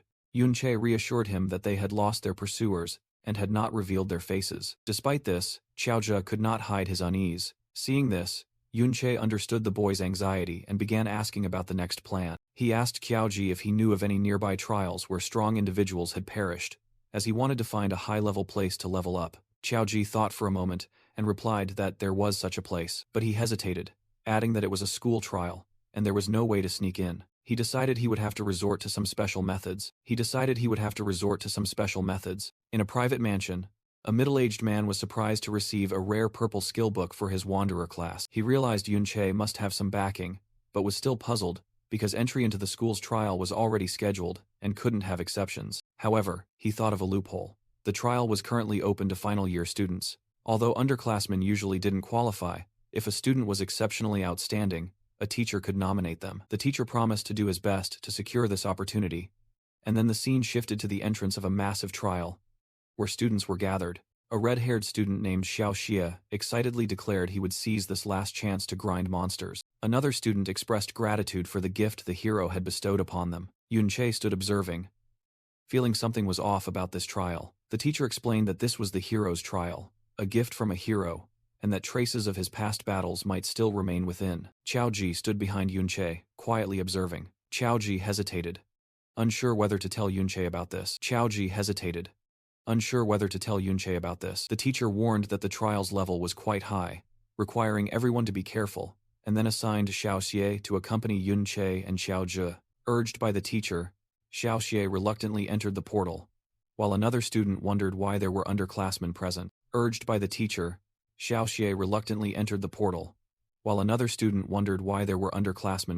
Xiao Xie grumbled irritably about having to babysit 2 freeloaders. He turned and warned Yun Che and Qiao Ji to stay behind and not be a hindrance, or they would be left behind. Upon entering, Yun Che sensed the trial's level was between 20 and 40, and an extreme sense of danger washed over him. Inside the heroic trial, a group of trainees enters a crystal cave towards the space gate. Yunche suddenly senses the presence of Yunsha and her companion, Yunyin. He wonders why two junior students like them could be here. Another senior student also notices Yunche and Xiaoji, mocking them as juniors. That student daydreams about teaming up with Yunsha, thinking the girls would energize him. He continues to indulge in his fantasy with a lustful expression. A companion wearing full armor reminds him to stop daydreaming, as Yunsha's group is far stronger than theirs. Being told directly that he's not on the same level, the student awkwardly admits he was just joking. Just then, Yunsha and Yunyin walk past, surprising him. The two of them bypass the other students and head straight for Yunche. Yunsha stops in front of Yunche, scrutinizing him and wondering who he is. Yunche recalls seeing her as a guest of the Ding family and is wary of her intentions. Yunsha states she saw him at the memorial, complimenting his skills and especially his voice, making Yunche wonder if she knew the original owner of this body. Confused by her remarks, Yunche thinks she might just be making small talk. With glowing eyes, Yunsha smiles and says it was precisely that voice that made it easy for her to recognize him amidst the sound of shattering glass. Yunche is shocked to realize she knows he's the Ding family intruder, while Yunsha changes into her combat attire and ends the conversation. Along with Yunyin, who has also changed and drawn her weapons, Yunsha declares they will begin exploring the trial. Yunche reflects on how Yunsha recognized him, but chose to give a private warning instead of exposing him. He takes it as a reminder, as Ding Shu might also have recognized their voices. However, Yunche remains confident that as long as the Ding family doesn't act too soon, his leveling speed will soon resolve any concerns. In return for Yunsha's kindness, Yunche decides to warn her as well. He tells Yunsha and her companion to be careful, as the trial emanates a dangerous aura. The black-haired maid agrees, feeling something strange that at her level, she shouldn't be able to sense. Yunsha smiles and thanks Yunche for the reminder. Witnessing this, a senior student wonders why Yunsha, who is usually distant, is being so friendly with Yunche. Others in the group are also curious, surrounding Yunche and asking about his relationship with Yunsha, hoping for an introduction. Yunche politely declines and says he and Xiaoji need to go. One student is astonished, warning that at their low level, they could die at the hands of a basic monster in this level 20 area. However, Xiaoxie, the group leader, orders everyone to let them go. He reasons that if Yunche is close to Yunsha, he can't possibly be low level. Another female student in the group is still hesitant, recalling Teacher Lai's instructions to look after the two of them. Xiaoxie snaps, reminding the group not to forget their true purpose for coming here, and that the fewer people know about this place, the better. He adds that they don't want to share the precious crystals, and besides, everyone has an emergency flare, so they should just leave them be. Still, Xiaoxie inwardly seethes that an unknown person could be so close to Yunsha. He coldly thinks that if Yunche overestimates himself, he deserves to die. Meanwhile, at the entrance to the trial, a different scene is unfolding. A guard recognizes Ding Shu rushing over and asks why he's here. Ding Su grabs the man by the collar, demanding to know about a group that just entered. His eyes burn with rage as he thinks of Yunche and Xiaozi. In another scene, Second Master Ding Hao mocks Ding Shu, telling him not to blame others just because he was beaten at the memorial. Ding Hao coldly tells Ding Shu he doesn't have time to deal with his petty issues, but Ding Shu insists it was those intruders. Ding Peng appears skeptical, suggesting that if the intruders could escape him and so many guards, they couldn't possibly be students. Ding Ge also adds, demanding Ding Su prove the intruders are stronger than the guards, otherwise he can't help. Ding Dan impatiently cuts in, ordering Ding Shu to be silent as they are discussing business. Ignored, Ding Shu angrily grabs a soldier by the collar, roaring that he will also enter the trial where Yunche and Xiaoji have gone.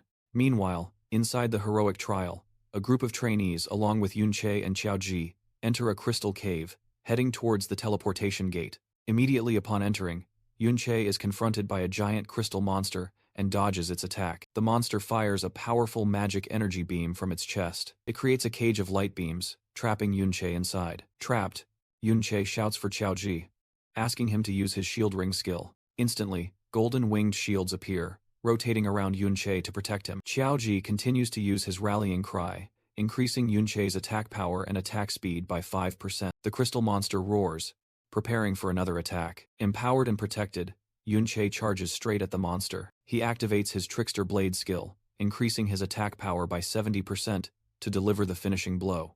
After defeating the monster, a notification appears stating Yunche has leveled up, reaching level 21. Xiaozhe also exclaims joyfully as he sees he has leveled up once again. Xiaoji's character status screen appears, confirming he has reached level 11.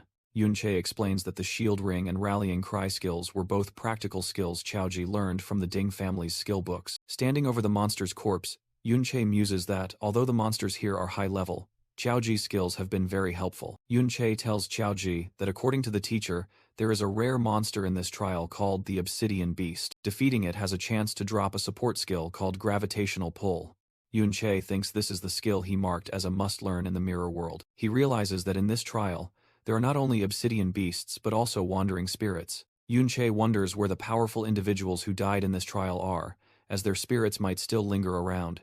While hoping to find them in the higher regions, he suddenly senses something. On a cliff face, another type of crystal monster with pinkish-purple energy appears. Yunche recalls his brief conversation with Yunsha, who recognized him from just a few words and quickly left. Yunsha said they would explore separately and waved goodbye. Back in the present, Qiaozhi is astonished to see many elite-level radiant stone beasts moving together. Yunche remarks that they have traveled at least a kilometer, far beyond the range of normal monsters, and concludes they are of the wandering type. Wandering types are rare monsters in trials, not appearing in fixed locations but moving around. Their strength is also much higher than normal monsters. The narration explains that when humanity was not yet strong enough, encountering a wandering type meant preparing for a fierce battle. This is because they can even travel outside of the trial. They have caused countless tragic disasters related to trials in the past. However, commensurate with their danger, defeating them yields much higher experience and quality items. Qiaoji exclaims in worry that these monsters are too strong, as Yunche charges directly into the middle of the radiant stone beasts. Yunche charges at a radiant stone beast, deciding to just probe their strength first. He is surprised to find that this level 30 monster has a continuous HP regeneration skill. Suddenly, two beasts simultaneously fire magic energy beams at him. With their speed and dense attack frequency, Yunche cannot dodge all of them and gets injured. He realizes that in this situation, mere speed cannot help him avoid all attacks. Seeing his HP drop, Yunche silently thanks Qiaoji's shield ring skill for saving him from severe injury. To hold on, Yunche summons his skeletal undead army. However, the level 23 bone spirits cannot hold back the monsters and are quickly destroyed. Yunche notes that fortunately, their movement speed is quite slow, so he decides to retreat. He knows that his HP and defense cannot be improved immediately. Yunche comes up with a new plan. He will rely on Qiaoji's leveling to gain more defense, and have him hunt normal monsters first. He leads Qiaoji to an area with many level 20 crystal monsters to help him level up.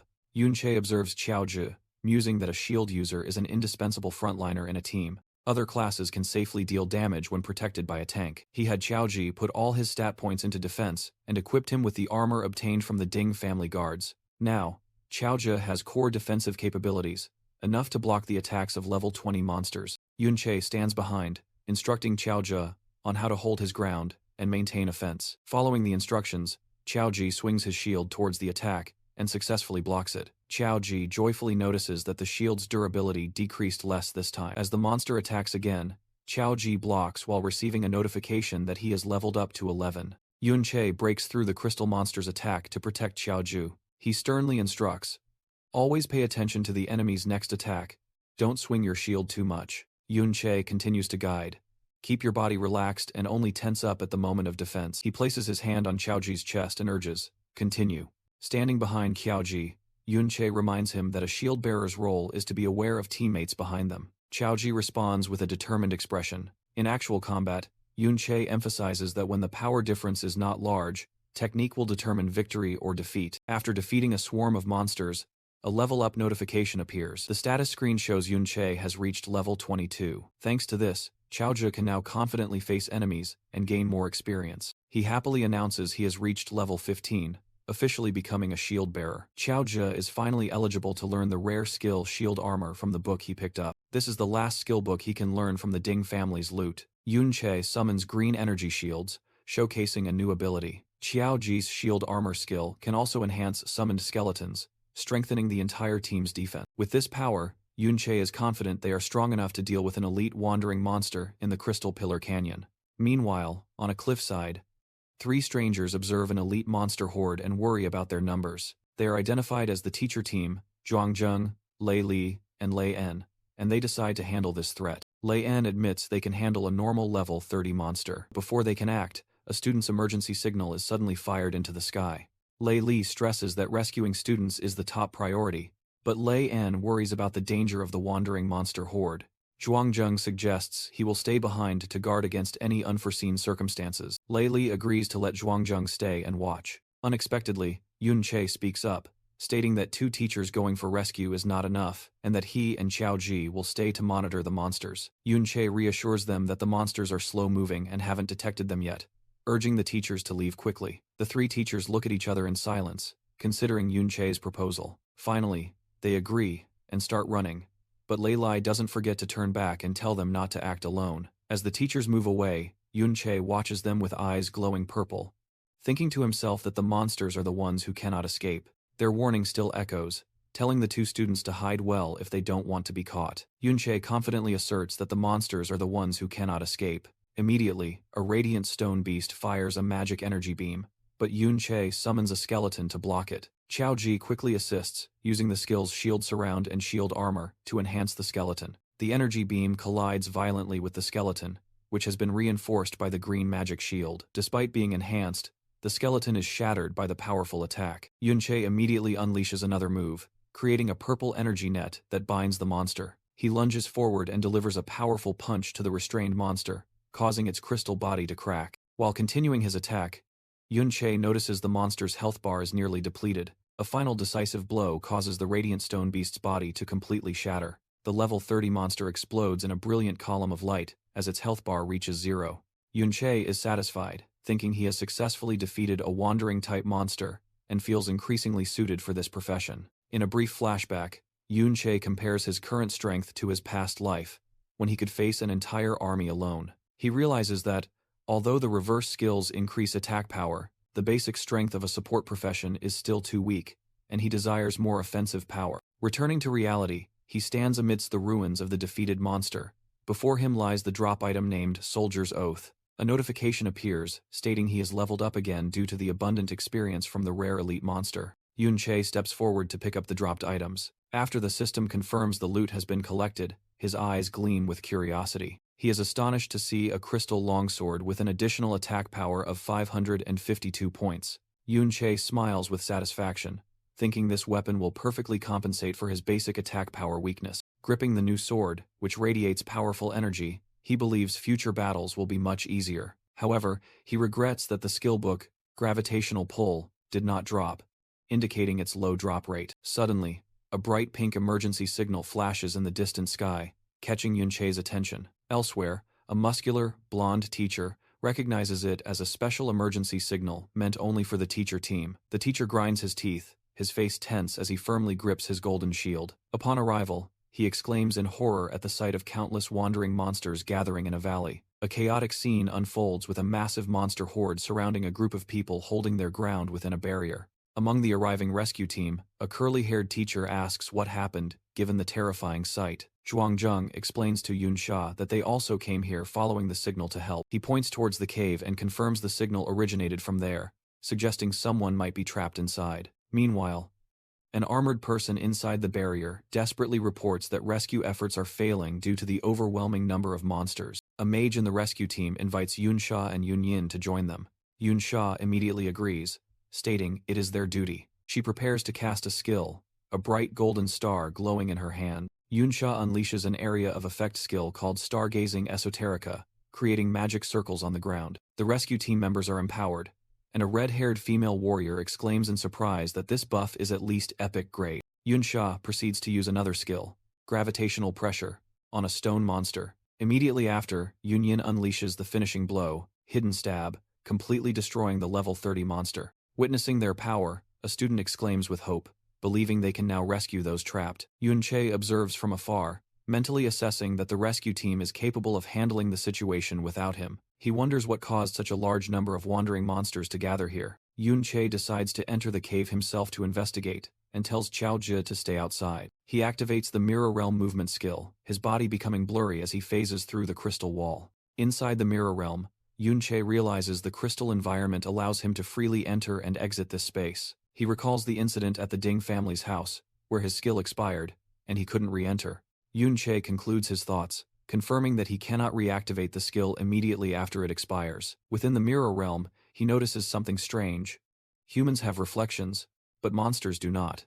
However, the monsters' corpses still exist, leading him to speculate that he is the only living being with a physical form in this space. Accompanied by his summoned spirits, Yun-Che ventures deeper into the cave within the mirror realm. He sees the reflections of the trapped individuals and recognizes someone named Ye Xiaoxie. Yun-Che analyzes that the group inadvertently attracted the horde and is currently using the narrow terrain to hold their ground safely. Inside the cave in the mirror realm, Yun-Che wonders what attracted so many wandering monsters. He is suddenly astonished to discover something unexpected. His eyes clearly show surprise. Before him lies a special crystal ore deposit, and he understands this is why Xiaoxie's group entered this cave. Dungeons often produce special items not found in the outside world. Life-type professions can use them to craft equipment, accessories, and other special items. Yun-Che realizes these ores are more valuable than gold. Upon touching it, a system panel appears, identifying it as mirror crystal ore that can be brought back to the real world. He is amazed by the ability to return to the real world from here. He wonders if this is true.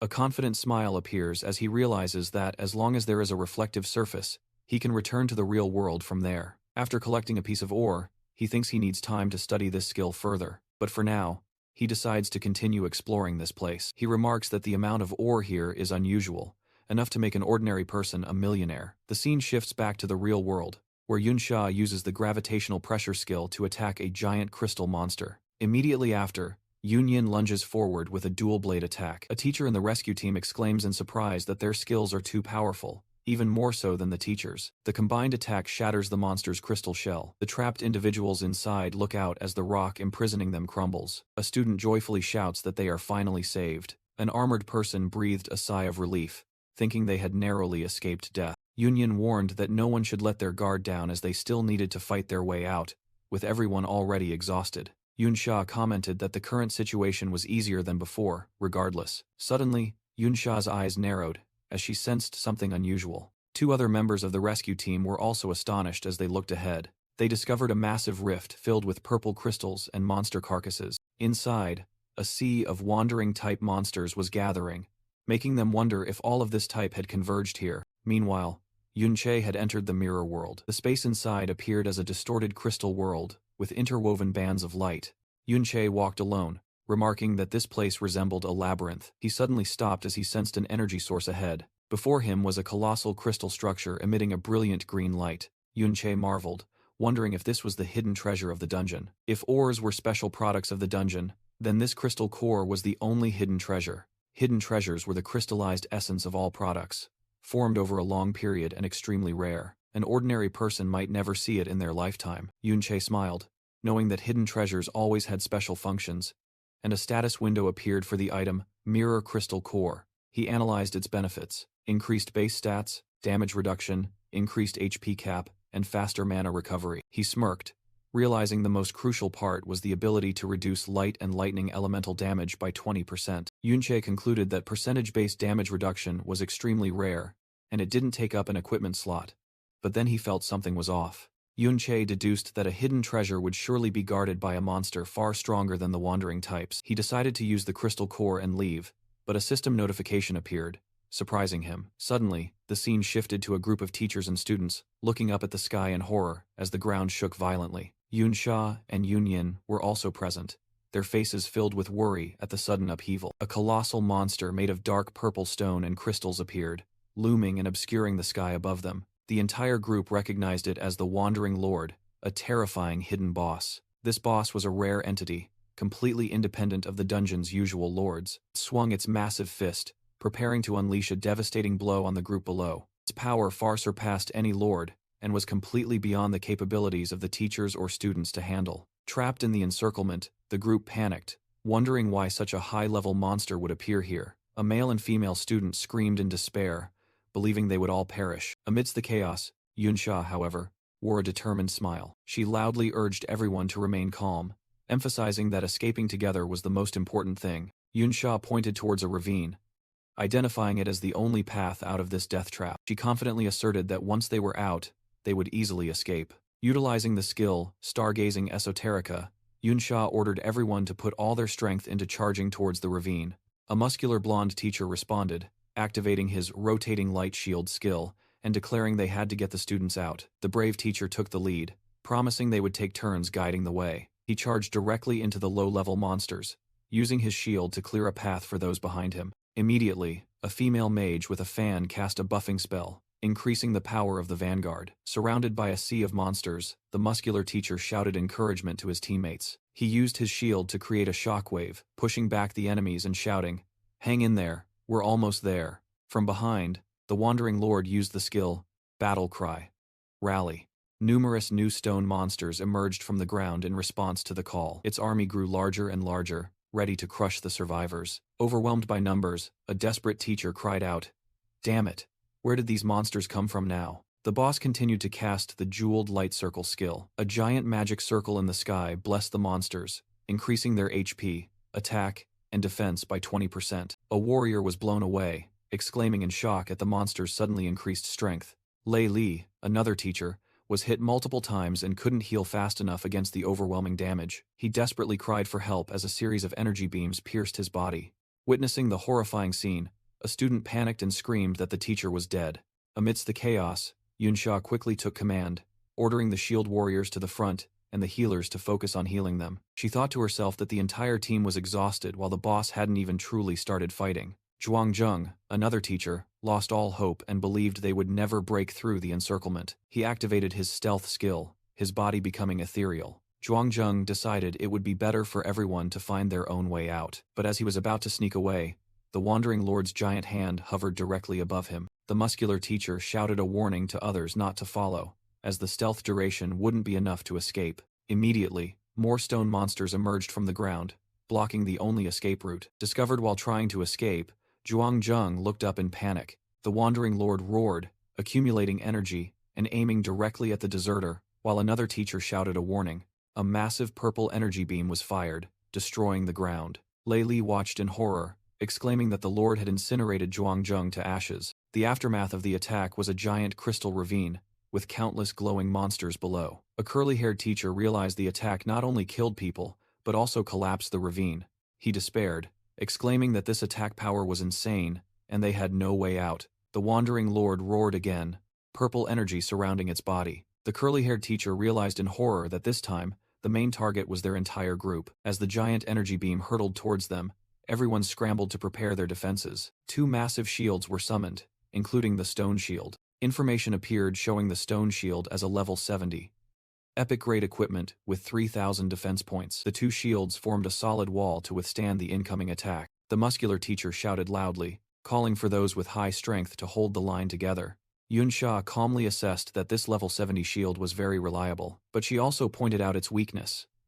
Due to its high level, no one could equip it properly, and it was difficult to move. They could only buy time, while a student wondered why the school's dungeon had such a monster. Amidst the chaos, Lei Li angrily blamed another teacher, believing that person had led them into this situation. The muscular teacher gritted his teeth, thinking his previous efforts to save everyone were about to go to waste. Amidst despair, he found a small comfort, hoping that those 2 children hadn't been caught in this tragedy. The muscular teacher was astonished to see Qiaozhi suddenly appear before him. He was stunned, wondering how Qiaozhi had crossed the valley to get here. Seeing the Wandering Lord preparing to attack, the teacher quickly shouted a warning. Qiaozhi immediately cast his defensive skill, Shield Ring-type armor. A large energy shield was erected, temporarily blocking the monster's attack. However, the teacher realized the surrounding defenses had already been broken. He despaired, thinking no one could hold back these wandering monsters anymore. Just then, Qiaozhi charged forward, using his body to shield the teacher. The teacher was stunned by the unexpected strength the student displayed. He bitterly realized that all the guards' shields had already shattered. Their defenses completely collapsed as Qiaozhi's shield also broke, sending him flying back. Qiaozhi fell to the ground, severely injured, as the Wandering Lord raised its fist to finish him. The teacher watched the scene with despair, thinking it was all over. Suddenly, a figure lunged forward with terrifying speed, slicing through the monster's fist. The teacher couldn't believe his eyes at this sudden intervention. Yun Che, with his purple energy sword in hand, stood on the monster's corpse and praised Qiaozhi for doing a good job. Despite his injuries, Qiaozhi looked up and called out Yun Che's name. Yun Che smiled confidently, his eyes glowing purple, and told him to leave the rest to him. In a flashback, Yun Che stood before a massive crystal core in the real world. He realized that, with the existence of this original, he could use the mirror world to double the benefits gained. Inside the mirror world, Yunche realized the problem was that these crystal ores were too difficult to bring out. The system announced that bringing out 75 crystal ores would consume 750 minutes of mirror realm movement time, exceeding the allowed limit. He understood that each crystal cost 10 minutes, so he decided to use the most valuable mirror crystal core on the spot. By using both the original and the copy, Yunche received double the stat bonuses, including 20 stamina and 40% elemental resistance. Suddenly, Yunche felt an unusual tremor from the outside world. He became alert, wondering about the source of the earthquake. As the ground shook more violently, he worried that something had happened. Yunche decided to test if he could still return from the mirror world. He could still enter the mirror realm movement space, with 12 minutes and 54 seconds remaining. Yunche smiled confidently, realizing he could freely enter and exit as long as time had not run out. He understood that once the usage time was depleted, the skill would enter its cooldown period. The mirror space shattered as he prepared to return to the real world. A system notification confirmed Yunche had escaped the mirror world. Upon returning, he was shocked to see a massive army of monsters and thought the number was too unusual. Yunche looked up and realized the leader was the Wandering Lord, the source of the danger. He immediately worried that Xiaozhe and the others were in danger. Facing the colossal boss, an idea flashed through Yunche's mind as he recalled his abilities. He activated his skill, once again entering the mirror world space. Realizing he could easily dodge the attacks, Yunche instantly appeared behind the Wandering Lord. With his current level 24, Yunche was confident in facing the enemy. In the chaotic space, Yunche calculated that his total magic was 140, allowing his attack power to increase up to 330%. He noticed that although the sword attack increased by 180% was insane, it was still not enough to counter the Wandering Lord. Inside the mirror world, Yunche determined that he needed to reach at least level 30 to proceed. The space within the mirror world was filled with reflections of fallen warriors. As soon as he exited the mirror world, Yunche charged into the middle of the stone monsters, unleashing a barrage of slashes. Standing on the rubble, he praised Xiaoji for doing a great job. Xiaoji, covered in injuries, reached out and told Yunche to leave the rest to him. Once again, Yunche stepped out of the mirror space, showcasing his teleportation ability. He soared into the air, charging towards the Wandering Lord and shouting, asking anyone with support skills to empower him. Yunche declared he would handle the wandering monsters alone. In response to the call, a blonde female mage used the Star Trick magic skill. Xiaoji also activated the shield ring type armor to provide support from a distance. Empowered with mental strength and 20% attack power, Yunche continued to sweep the battlefield. He confidently thought that thanks to the crystal core, his HP was much higher, and he was no longer in real danger. During the fight, Yunche realized these monsters were immune to the chaos effect, otherwise he could have eliminated them faster. The teachers and other warriors watched from afar, horrified by Yunche's power. Lei An and Xiaoji couldn't believe a spellblade could have such high attack power and constantly teleport around. Lei An breathed a sigh of relief, admitting that he was genuinely worried about Yunche earlier. Yunche moved like a phantom, relentlessly cutting down the stone monsters. After eliminating countless enemies, a notification appeared stating he had leveled up, making him realize leveling up was much faster, with many rare monsters. Watching from afar, the white-robed female mage was astonished. She silently thought that Yunche's power far exceeded her initial imagination. Another black-haired female warrior also watched silently, sweat streaming down her tense face.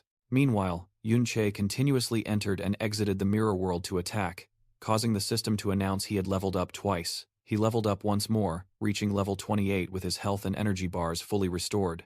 A muscular blonde teacher was amazed by Yunche's power, and realized he had met him before.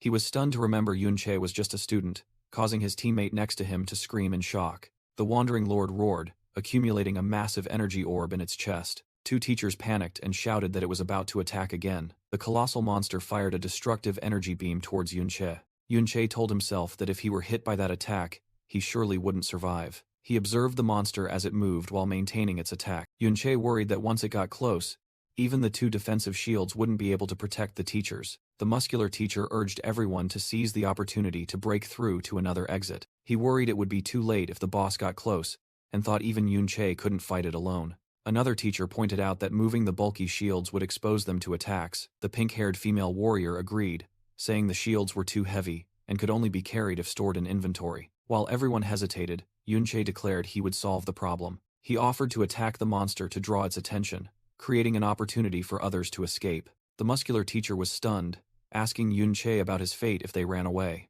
Yunche explained that if the Wandering Lord wasn't dealt with, it would gather all the monsters and advance into the outside world. He emphasized that almost every past catastrophe was caused by a wandering lord. Therefore, Yun-che declared he would stay to eliminate the monster, while his enhancement skills were still active. Meanwhile, the muscular teacher urged everyone to escape quickly, worried that Yun-che would soon be exhausted. He believed that, if they escaped quickly, Yun-che would also have a chance to retreat. Lei-en was skeptical, thinking Yun-che was just lying about defeating the boss to reassure them, as it was a powerful wandering lord. While fleeing, Qiaoji looked back with concern, blaming himself for being helpless and silently wishing Yun-che no harm. Staying alone, Yun-che quickly eliminated the small monsters and successfully leveled up. Immediately after, the wandering lord fired a massive energy beam, but Yun-che used mirror realm movement to dodge it. He exited the mirror world, appearing right beside the giant monster's feet. Yun-che unleashed a powerful slash at the wandering lord's leg. However, he realized its defense was too high, and the minor damage was immediately healed by its recovery skill. Yun-che looked up, confirming his true target was the monster's head. He deduced that the crystal on its head was its core, and also its weak point. Yun-che charged to attack but realized his strength was still insufficient to break through its defenses. Pushed back, he looked at his status screen and saw the enhancement effects from his teammates were about to expire. Yun-che muttered that the buffs were about to disappear, and his energy was insufficient to maintain the skills anymore. With determination in his eyes, he decided he needed to level up first. Suddenly, a brilliant purple light emanated from a nearby cave. Yun-che turned, surprised to discover the mysterious light source. The wandering lord unleashed a massive energy attack towards Yun-che. Inside the mirror world, Yun-che was horrified to realize the boss could predict his appearance location. As soon as he exited the mirror world, he was immediately hit by a purple energy blast. Yun-che was hit by a widespread consecutive attack and continuously lost health. He realized the mirror realm movement time was running out and would soon be depleted if only used for dodging. He decided he could only use the zombie army to block the attack. However, summoning would consume a lot of energy, leaving him insufficient to build up attack power afterward. Facing the boss's devastating punch, Yun-che considered retreating to recover. Suddenly, he turned back and saw Qiaoji and the group of mages and warriors had returned. The white-robed female mage explained that Qiaoji had pleaded with them to return and assist. Qiaoji shyly corrected her, saying he only saw that the monsters had decreased and the others were capable of escaping. Yun-che smiled and sincerely thanked them. The female mage suggested they would hold off the dangerous boss to allow Yun-che to retreat slowly. But Yun-che refused, turning back to face the boss. He declared that with their help, he no longer needed to hold back. Immediately, a notification appeared, stating Yun-che had leveled up to 30. He confidently asserted that his attack power was now sufficient. Yun-che equipped a new item, the Fallen Knight's armor, which required level 30. The female mage doubtfully asked if he intended to attack the boss's weak point, as it was at an unreachable height. Yun-che held up a pair of new armored boots, smiling and saying he finally had what he had always desired. The new boots grant the skill Gravitational Draw, which can pull objects towards the user. The reversed version of this skill, Gravitational Draw, Reverse, instead pulls the user towards the target, and Yun-che confidently declares everything is within his control. He channels energy into the armored boot and activates the skill. Instantly, Yun-che is propelled like an arrow, shooting straight towards Wandering Lord's head. The white-robed mage and Yun-yin can only stare in disbelief at the unbelievable scene. Wandering Lord counterattacks by firing a barrage of purple energy beams at Yun-che, but he dodges them all, the energy beams exploding on the ground as he closes in on the target. Yun-che lands a powerful kick, shattering the crystal on the monster's head. He is caught in the shockwave explosion, continuously losing health but gritting his teeth to endure. The crystal shatters, and a notification appears showing Yun-che has reached level 30, with very low health remaining. The system announces he has defeated Wandering Lord, earning 5,000 experience, the title Wandering Slayer, and 2 legendary skill books. Thanks to the massive experience gain, Yun-che levels up 3 times consecutively, reaching level 33. Witnessing this, Qiaozhi and Yun-yin exclaim in amazement that Yun-che single-handedly defeated the terrifying monster. Yun-che rejoices at the sight of the 2 legendary items that just dropped. He wonders curiously what these items are. Suddenly, the mage shouts a warning that the colossal monster is collapsing on him. Yun-che quickly leaps off the collapsing body of Wandering Lord. As the monster falls, it shatters, revealing a massive hollow cavity within its body. Yun-che stares in shock into the dark void, realizing the monster was actually hollow. Standing on the edge, he sees the remains of both humans and wandering monsters, speculating that an even stronger Wandering Lord was born here. Yun-che realizes this is why there were such fierce battle scars. He looks up at the Crystal Mountain peak, where a solitary figure stands tall. A system notification appears on the warrior's body, confirming Qiao En's death. From below, Yun-Che looks up at the hero's remains on the mountain peak. The warrior Qiao En collapses, planting his greatsword into the ground in his final pose. The white-robed mage exclaims in surprise, recognizing him as the traitor Qiao En, but wonders because she heard this was where the hero Ding Kun perished. She didn't expect the scene before her to be a battlefield littered with bones, with Qiao En standing proudly. The mage concludes that this was clearly the aftermath of a battle against countless monsters and humans. She asserts that this scene is completely different from the statue in the historical memorial. This was not a traitor being trampled underfoot. Yun-Che listens silently, contemplating the truth that has just been revealed. Qiaoji approaches and says that perhaps his great-grandfather wasn't as evil as everyone thought. He recalls his childhood searching for any historical records of his great-grandfather, but they were always vague. Qiaoji reveals that his great-grandfather always frequented dungeons that didn't match his level. He questions why an S-rank expert, over level 60, would visit such a low-level dungeon. The answer is because this is a dungeon that can spawn a wandering lord. Qiaoji explains that wandering lords are the source of calamities, summoning monsters into the outside world. In the past, they relied on strong and responsible experts to regularly clear out dungeon monsters. He proudly declares that his great-grandfather was one of those heroes, coming here to nip the disaster in the bud. Yun-Che and the others listen to Qiaoji's story in silence. Qiaoji hesitantly says that perhaps everyone thinks he's imagining things. Qiaoji clutches his hands in despair, admitting that even his family thinks he's just seeking solace and interpreting everything in his great-grandfather's favor. Suddenly, Yun-Che places a hand on his shoulder to comfort him. With a genuine smile, Yun-Che firmly assures him that he believes Qiaoji. The white-robed mage and Yun-Yin, standing nearby, watch this scene in astonishment. Qiaoji is completely stunned, speechless at Yun-Che's unconditional trust. Yun-Che smiles as he recalls the true nature of Qiao En, whom he knew was nothing like history portrayed. In a flashback, a cocky young Qiao En stands on a table, declaring he doesn't need a master. He confidently points forward, saying that with his talent, he will soon surpass his master, and advises the old man to retire early. Yet, immediately after, Qiao En panics and screams for his master to save him, as he's surrounded by a horde of monsters. After being rescued, the bandaged young man stubbornly blames the overwhelming number of monsters. In another memory, Qiao En, in armor, is caught sneaking out alone. He grins and admits he's the type to work hard in secret before showing off, and reassures that the dungeons he visits are not life-threatening. The master's voice echoes, asking why he chose the sword guard profession, which is the weakest branch for shield users. The master explains that it's precisely because of Qiao En's playstyle, focusing on strength, speed, and always charging forward, that no other shield profession can keep up. Standing on the corpse of a defeated monster, Qiao En grumbles that his master is too talkative. With a bruised but satisfied expression, he accepts the penalty of 3 months' salary deduction for leaving the team without permission, citing that he couldn't resist eliminating a pack of wandering monsters. Returning to the present, Yun-Che's eyes flash with determination. He calls Qiao En by his affectionate nickname, Ben, and vows to settle the score with the Ding family for him. Meanwhile, at the Ding family mansion, Patriarch Ding Peng sternly questions a subordinate about the veracity of a piece of information. The informant insists it's true and claims Yun-Che is truly extraordinary, advising him to ask the dungeon supervisor if he doesn't believe it. The informant recounts how he was initially stopped by the gatekeeper due to the vast level difference, but as those inside emerged, one student excitedly recounted seeing Wandering Lord defeated from afar. Another marveled at the strength of whoever defeated the level 40 hidden boss, stating that merely holding it back would be unimaginable. The informant muses to himself, this person is named Yun-Che, and wonders about his true identity. Back at the mansion, the high-ranking members of the Ding family are plunged into silence after hearing the news. Third, Master Dinga stands up and orders the guards to be summoned to the traitor's dungeon. Ding Peng immediately stops him, asking if the Qiao children are also there. With a sinister smile, Ding Ge orders the Qiao family to be brought along as well.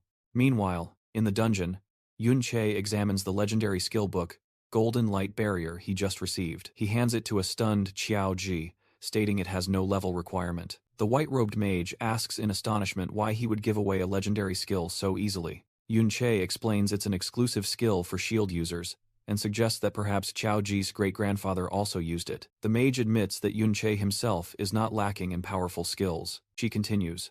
Her skills, though high level, are still far from Yun-Che's, citing her sudden disappearance skill as an example, or the ability to summon many undead, a statement that makes Yun-Che's eyes flash purple. Yun-Che mutters the word undead, lost in thought. He recalls that his undead summons are converted from souls, and other souls also enter the mirror world. An idea suddenly sparks in his mind. With a new realization, Yunche activates the skill, Mirror Realm Movement, and steps into the mirror world. Inside the mirror world, Yunche wonders if he can use it. He stands before the boss's remains, glittering fragments on the ground. From the wreckage, an armored spirit emitting a blue light gradually forms.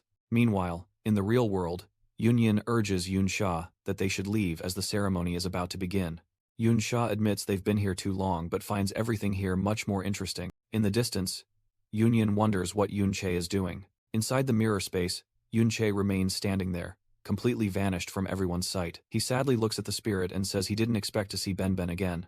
Yunche regrets that there are so many things he wants to say, but then realizes a sad truth. The spirit won't be able to respond, and it begins to transform into a ferocious dark entity. He bitterly realizes Benben has truly become an undead, and thinks to himself that he doesn't want to fight. The dark entity lunges at Yunche with terrifying speed. Its eyes glow with hostile purple light. Suddenly, fragments of Benben's memories flash around Yunche. One of them shows Benben fighting Ding Kun. Yunche recognizes the undead's fighting stance as very familiar. Just then, the mirror space begins to crack violently. Amidst the ruins, Yunche asks in confusion what is happening. He calls out Benben's name in bewilderment. Yunche stares in shock as Benben's spirit has completely distorted into a dark entity. The two clash, the dark spirit attacking fiercely, forcing Yunche to constantly dodge. Blocking a blow, Yunche realizes his friend is now nothing more than pure combat instinct. You intended to retreat, but a system notification appeared, stating you cannot leave the mirror world. Letting out a sigh of relief, Yunche accepted the situation. He decided he had no choice but to fight. While in the real world, Chaozhi stood alone. Suddenly, the third master of the Ding family and his subordinates appeared, questioning Chaozhi about Yunche's disappearance. The third master sneered, assuming Yunche had fled and that it would be less fun. Chaozhi, flustered, asked why they were there. The third master taunted, accusing Chaozhi and Yunche of breaking into his home to steal. Chaozhi tried to deny it, but the third master insisted he heard Chaozhi's screams. Realizing he had been exposed, Chaozhi froze in fear. The third master smirked, stating he had brought a small gift. Chaozhi's eyes widened in horror at the sight that unfolded before him. His entire family had been captured by the Ding family's men and brought before him. He painfully recognized each of his relatives, from his grandparents, uncles and aunts, to his mother. The third master roared a cruel command. Kneel. He forced Chaozhi to apologize to the hero's family and young master Ding Shu. Chaozhi desperately resisted, but was berated by his own grandfather, who ordered him to kneel and obey the Ding family. Cornered, Chaozhi shouted, asking if his family wanted to be dogs for the Ding family forever. His relatives, including his second grandfather, mother, and second uncle, were terrified by his defiance. Chaozhi's uncle, Chao Li, however, stated that as descendants of a traitor, being dogs was already a privilege. His mother pleaded desperately, asking if he wanted the whole family killed, and to think of his father. She continued to remind Chaozhi how hard she had worked to support the family since his father went mad. Chaozhi stood there in silence, enduring the bitter words. He began to retort, asserting that his great-grandfather had entered this dungeon to prevent a catastrophe and had sacrificed himself. Chaozhi admitted he had always gathered information about his great-grandfather, but lacked conclusive proof. He declared that now the evidence was before them, his great-grandfather was not a traitor, and the truth was entirely different from what they propagated. He told his family that once the truth was revealed, his great-grandfather's honor would be cleared, and they wouldn't have to live like this anymore. Chaozhi gritted his teeth, asserting that the Ding family had no right to treat them this way. He shouted that the family of his great-grandfather, his second granduncle, and others did not deserve to die for this. The Ding family's third master burst into laughter, finding Chaozhi's actions childish but also fitting. He stepped forward, casually admitting that what Chaozhi said was true. The third master elaborated, confirming that his great-grandfather, Qiaoen, was indeed killed in an ambush, and was not a villain. He then leaned down and whispered into Chaozhi's ear that his own grandfather rose to power by ambushing Qiaoen, before contemptuously asking who cared. With a cruel smile, the third master declared Qiaoen a traitor to the royal family, and thus deserving of slander. Standing amidst his subordinates, he asserted that descendants of traitors like the Qiao family deserved their lowly status. The third master pointed at the Qiao family, preparing to reveal another truth. The third master revealed that the entire Qiao family knew the truth behind the deaths. Faced with the accusation, Chaozhi froze in horror. With a smug grin, the third master ordered everyone to kneel. Immediately, the entire Qiao family fearfully obeyed, leaving only Qiao Ji standing tall. His mother sobbed, begging her son to apologize and stop resisting, as it was all futile. She cried in despair, saying she didn't want to lose another son after her husband had gone mad. Standing amidst his family's collapse, Qiao Ji was consumed by the darkness of his pain. In his mind, he heard the encouragement of a woman, telling him he was the best. That memory was quickly replaced by the image of Ding Shu's malicious laughter. Returning to reality, Ding Shu mocked Qiao Ji's slowness and lunged forward with a kick. Qiao Ji raised his hand to block, but was still pushed back by the force. Despite being kicked away, he slid across the ground and regained his footing. With determined eyes, Qiao Ji declared he would never kneel again. Ding Shu, enraged by the defiance, summoned his warhammer and roared that Qiao Ji dared to fight back. He swung his hammer and charged, shouting that he would teach Qiao Ji his place as a punching bag. Unexpectedly, Qiao Ji, now in his summoned armor, blocked Ding Shu's attack with his bare hands.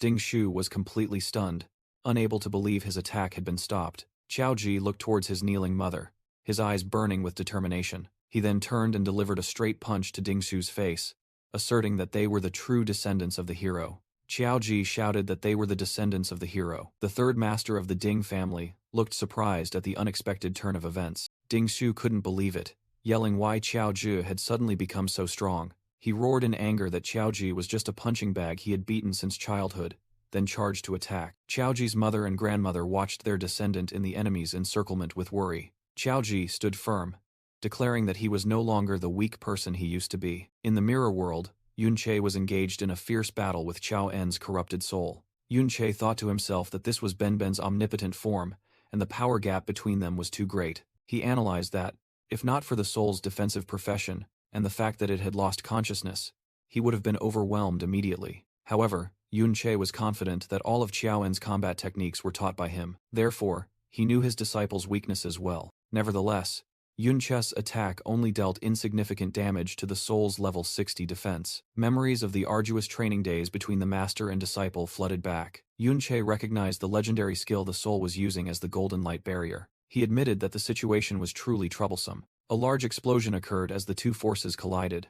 Back in reality, Ding Shu roared the skill Molten Mountain Chaotic Hammer and launched an attack towards Qiao Ji. But Qiao Ji was faster, landing a straight punch to Ding Shu's face. He continuously punched the ground, completely overwhelming Ding Shu in front of everyone. The third master, Ding Ge, appeared with glowing hands, mocking Ding Shu for failing to defeat a member of the Qiao family. Declaring he would take revenge for his nephew, Ding Ge charged to attack Qiao Ji. However, his attack was blocked by a blinding light, leaving Ding Ge stunned. Qiao Ji had activated the golden light barrier, an absolute defensive skill, as instructed by Yunche from afar. Yunche sarcastically called the hero family a bunch of cowards who dared not fight one-on-one. Immediately after, Yunche appeared, slashed at the barrier with his sword, and explained that it was a legendary skill. He analyzed that it could withstand at least 10 attacks as long as the damage did not exceed its limit. However, Yunche also pointed out its weakness as a draining skill, and continuously attacked. Every attack, no matter how small, depleted its energy, and when it ran out, the barrier would shatter. The golden light barrier shattered, and Dinga sneered, saying it was useless. He revealed that he never cared about this skill, even when Qiao En used it. Qiao Ji grabbed the blood-covered Ding Shu, shouting that if his great-grandfather were alive, the Ding family would have to beg for mercy on their knees. Enraged, Ding Ge descended like a red lightning bolt, attacking Qiao Ji. He responded to Qiao Ji's words by mocking Qiao En as a useless person who died in a low-level secret realm. Ding Ge raised his leg, declaring that even if Qiao En were here, he would use Gravity Smash to force Qiao En to his knees. Sharp stone spears emerged from the ground, piercing Qiao Ji and causing him to cough up blood. Ding Ge summoned a giant war axe, threatening to chop off Qiao Ji's legs to see if he could still stand. Qiao Ji's mother desperately rushed out, hugged her son's legs, and begged Ding Ge for his life. She prostrated herself on the ground, weeping, and willing to do anything to save her son. Ding Ge threatened Qiao Ji that if he didn't kneel, he would harm his mother. Despite Ding Ge swinging his axe, Qiao Ji still shouted his refusal to surrender. Ding Ge mocked that he could kill anyone, causing Qiao Ji to panic. Suddenly, a massive tremor cracked the ground, stopping the attack. Qiao Ji looked up in astonishment towards the unexpected explosion. Amidst the dust and smoke, blue energy particles began to gather. The entire Qiao family stared in awe at the strange scene unfolding. Ding Ge stammered, recognizing the entity that had just appeared. A warrior soul clad in blue armor emerged, and Ding Ge screamed Qiao En's name in horror. Qiao Ji's mother, bewildered, asked if it was her grandfather. Ding Peng shrieked in panic that the dead could not come back to life. The second granduncle Qiao observed and commented that the soul's form resembled a lich. Yun Che appeared and said that the Ding family had once looked down on Qiao En. Standing beside the soul, Yun Che declared that Qiao En had returned from hell for revenge. Qiao En's soul stood as a shield before the Ding family's army. Dinga furiously ordered his subordinates to attack the one who dared to act so arrogant. Following the order, a group of guards charged forward, while the soul's defensive skills were activated. Qiao En's soul easily blocked all attacks with its shield and sword. The warrior soul alone repelled the entire Ding family army. The second granduncle Qiao exclaimed in amazement at such power, and wondered if it was truly Qiao En. Qiao Zhe was astonished by the defensive technique that could block multiple guards simultaneously. The third master Dinga realized they were undead, summoned by Yun Che, mocking that he had used such trash at his home before. He scornfully noted that Yun Che was only level 33. Ding Ge shouted that even if it was Qiao En's undead, it was still trash, then swung his axe at the level 33 soul. However, Qiao En's soul easily blocked the powerful attack with its bare hands. Ding Ge was astonished by its strength. His attack was completely neutralized. He was stunned, wondering what defensive technique it was. Ding Ge roared that against absolute power, all techniques were meaningless and attempted to overpower it with brute force. Suddenly, he was repelled by a blast of golden energy. Another massive golden light barrier appeared, further enraging Ding Ge. Yun Che calmly explained that even though Benben had become undead, it was still an S-rank undead, and the golden light barrier alone could keep him occupied all day. Realizing he couldn't break it alone, Ding Ge ordered everyone to attack to deplete the barrier's energy. He prepared to lead the charge, but upon turning back, Ding Ge was horrified to discover that all his subordinates were being held back by another army of skeletons summoned by Yun Che. Realizing he was isolated, Ding Ge decided to act alone, equipping himself with an energy armor. Engulfed in furious flames, he roared that whether it was Qiao En or an undead, they were just summons. Ding Ge decided to ignore the soul and charged directly at Yun Che, unleashing a pressure punch aimed at destroying the summoner. He confidently declared he possessed a high-grade treasure bestowed by his grandfather. The reinforced punch flew directly towards Yun Che. The armored warrior's attack passed through Yun Che as if he were an illusion. The warrior was shocked, wondering why Yun Che was completely unharmed. He launched another move called Rending Claws, but the target had vanished. The warrior was stunned to see Yun Che suddenly disappear before his eyes. Instantly, Yun Che appeared behind him and thrust a sword through his shoulder. Yun Che and the undead bone spirits simultaneously attacked the warrior from all sides. He used a skeleton as a springboard, leaping into the air. From above, Yun Che descended, coordinating with his summoned creatures. A powerful slash sent the warrior flying backward. The warrior gritted his teeth in anger, uttering curses. With glowing eyes, Yun Che stared coldly at his opponent. He unleashed a series of purple slashes, completely surrounding the warrior. The warrior's hand was severed, causing him to scream in pain. In desperation, he yelled for the priest to heal him.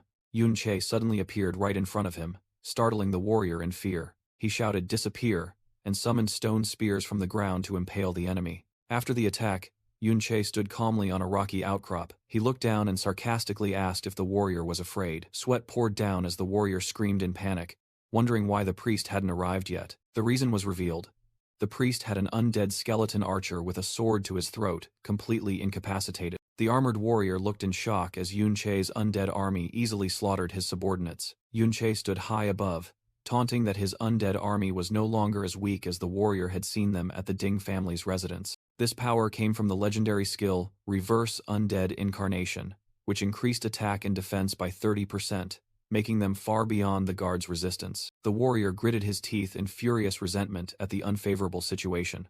Realizing resistance was futile, he turned and fled in despair. However, the ground shook violently as giant swords began to emerge from the earth. A colossal sword prison quickly formed, blocking all escape routes for him. The warrior was horrified to realize this was absolute sword shield formation, a unique skill of the sword guardian profession. Yun Che, in his powerful white-haired state, sarcastically remarked that no one below S-rank had ever escaped it. Cornered, the warrior raised a glowing red object and yelled at Yun Che not to come any closer. He revealed it was a void bomb, an S-rank item his grandfather had given him, and threatened that it would surely kill Yun Che. Yun Che coolly responded to the threat, stating that with his level and blood, the explosion would certainly be fatal. Without a hint of fear, Yun Che casually challenged the warrior to detonate the bomb. The warrior roared in anger, believing Yun Che wanted to commit suicide, and boasting that he himself could survive the explosion. Yunche explained that even if the bomb destroyed Chaoen's soul, he could revive him instantly. He concluded contemptuously that the warrior couldn't even touch him. In a flash, Yunche lunged forward, his purple sword flashing and severing both of the opponent's arms. The void bomb fell from the severed hands, rolling across the ground. Yunche stood before the crippled enemy and gave a single command, kneel. Helpless and in pain, the warrior was forced to his knees by an invisible pressure, his legs bound by rocks that sprouted from the ground. Witnessing this, Qiao Zhe smiled in relief despite his injuries. In contrast, Qiao Li, who was imprisoned, wept in despair. Yunche, in his enhanced state, placed his foot on the fallen warrior and held his sword to his throat. He coldly asked the defeated foe what value he thought he still possessed. Yunche then checked the opponent's inventory and found hundreds of healing potions. He smirked, thinking that with such meager recovery speed, they wouldn't be able to save him. Facing the dark soul of the now bound warrior, Yunche affirmed that his death was inevitable. He recalled that after defeating him, the warrior's soul had appeared in the mirror world. There, Yunche had successfully bound this soul into an undead servant under his command. He realized he could expand his high-level undead army by killing people. However, Yunche decided to spare the warrior's life for now, thinking he might be useful later. Meanwhile, Qiaoji's grandfather was astonished by Yunche's strength at such a young age. Looking at his grandson being guided by Yunche, he realized Qiaoji had become mentally stronger. But Qiaoji worried that the Ding family would seek revenge for the death of the third master, and they would be doomed. Qiao Li also despaired, believing that no matter how strong Yunche was, he couldn't survive if he confronted that hero. He recalled that the hero had killed their ancestors decades ago, and had only grown stronger since. Hearing this, Yunche realized that if this matter came to light, he wouldn't have enough time to grow stronger. He resolved to quickly level up so he could confront Ding Kun. Suddenly, a notification appeared, surprising Yunche, and making him wonder if he had just leveled up. Looking at a giant skeleton monster disintegrating, he understood that sending his undead army to grind levels had been effective. Yunche thought to himself that with his current level and equipment, his undead army could completely dominate this place. However, this dungeon was no longer enough for him to level up quickly. He revealed that there was a more important reason for sending them, which was to find the lord of this dungeon. His target was a level 41 monster named the Giant Eye Demon. Yunche explained that unlike hidden bosses like the Wandering Lord, the Dungeon Lord was the core of the entire dungeon. Chaoen's soul attacked the monster, and Yunche asserted that by killing it, the entire dungeon would be cleared. At that point, the dungeon would vanish along with the boss. He calculated that the entrance was guarded by teachers, so the Ding family's abduction of the Qiao family must have been seen. If the Qiao family left alone now, it would surely raise suspicion. Only by directly clearing the dungeon and making it disappear could the Qiao family escape amidst the chaos. This way, the Ding family wouldn't be able to confirm the third master's death, buying him a lot of time. A system notification appeared, confirming Yunche had leveled up and cleared the dungeon after defeating the Dungeon Lord. Qiaoji's mother was astonished to see the surrounding space begin to dissolve into data blocks. Yunche calmly explained that he had killed the Dungeon Lord, and the chaos from the dungeon's disintegration would prevent the Ding family from reacting quickly to the third master's disappearance. He reassured them that after escaping during the chaos, they would be safe for a while. He instructed that if they were ever investigated, they should blame everything on him. Amidst the disintegrating scene, Yunche made a hand gesture and ordered his undead army to return. He was surprised to see his mirror world skill had received 5,000 experience points and leveled up to 2. After reading the system notification, Yunche realized that experience to upgrade mirror world could only be obtained by killing dungeon lords, and he resolved to do so to quickly close the gap with Ding Kun.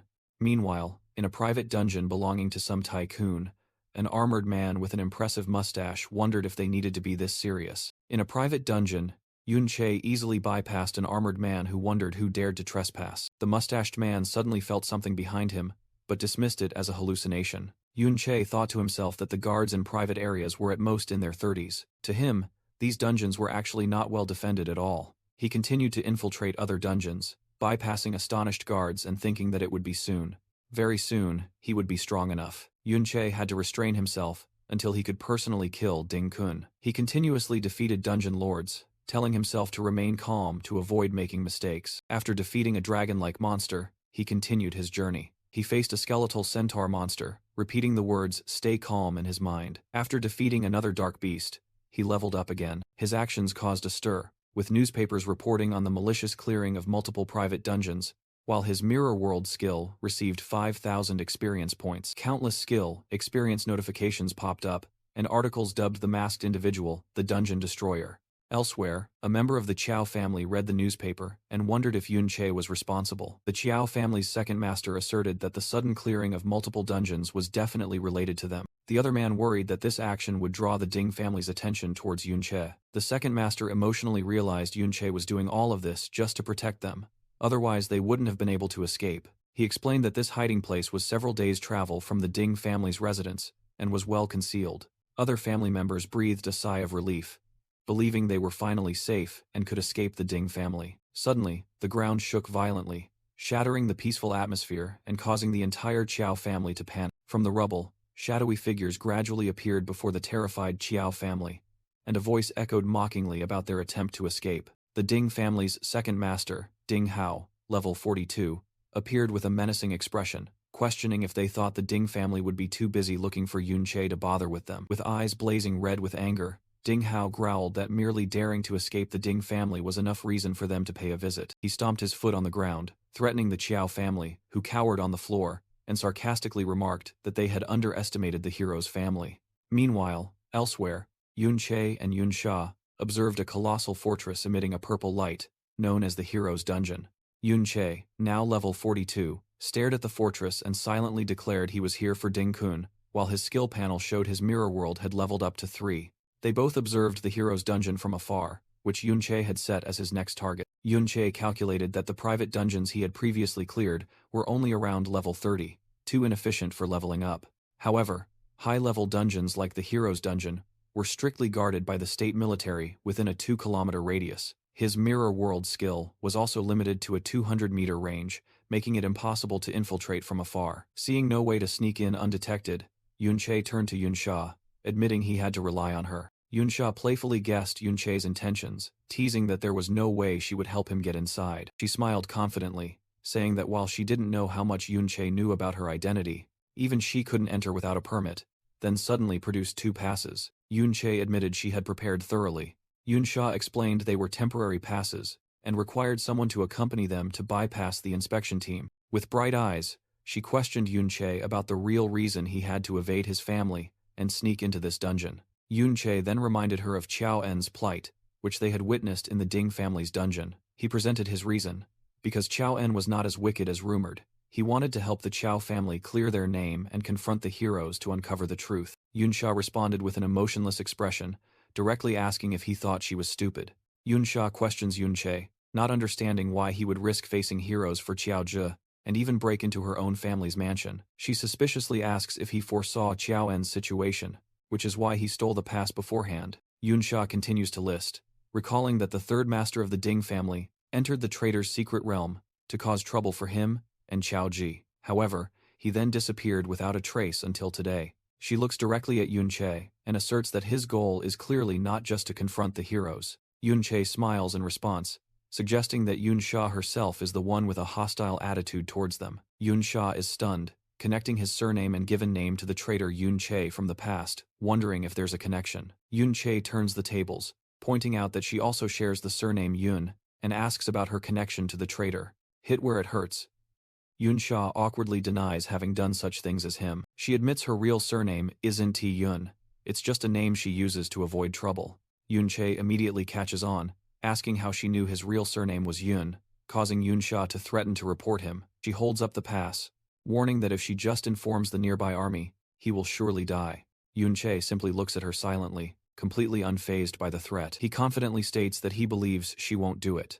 Yun Sha crosses her arms in annoyance, unable to refute his certainty. Yun Che explains that he believes someone who risked danger in a secret realm to protect students wouldn't side with the Ding family. He hands her a diary stolen by the Ding family, which records countless crimes committed by the descendants of the hero Ding Kun. Yun Sha appears indifferent, saying that he's miscalculated just because of these things. However, she remarks that Yun Che is naive for easily entrusting his life to others, and asks if he's ever been betrayed. Upon hearing the word betrayed, Yun Che's expression darkens, and painful memories flood back. Yun Sha looks at Yun Che defiantly. Yun Che replies that even if he hasn't experienced it, it doesn't mean he can't trust others. He asserts that he'd rather believe her nature isn't inherently evil, which makes Yun Sha slightly stunned. Flustered, she mutters that he doesn't look like a good person either.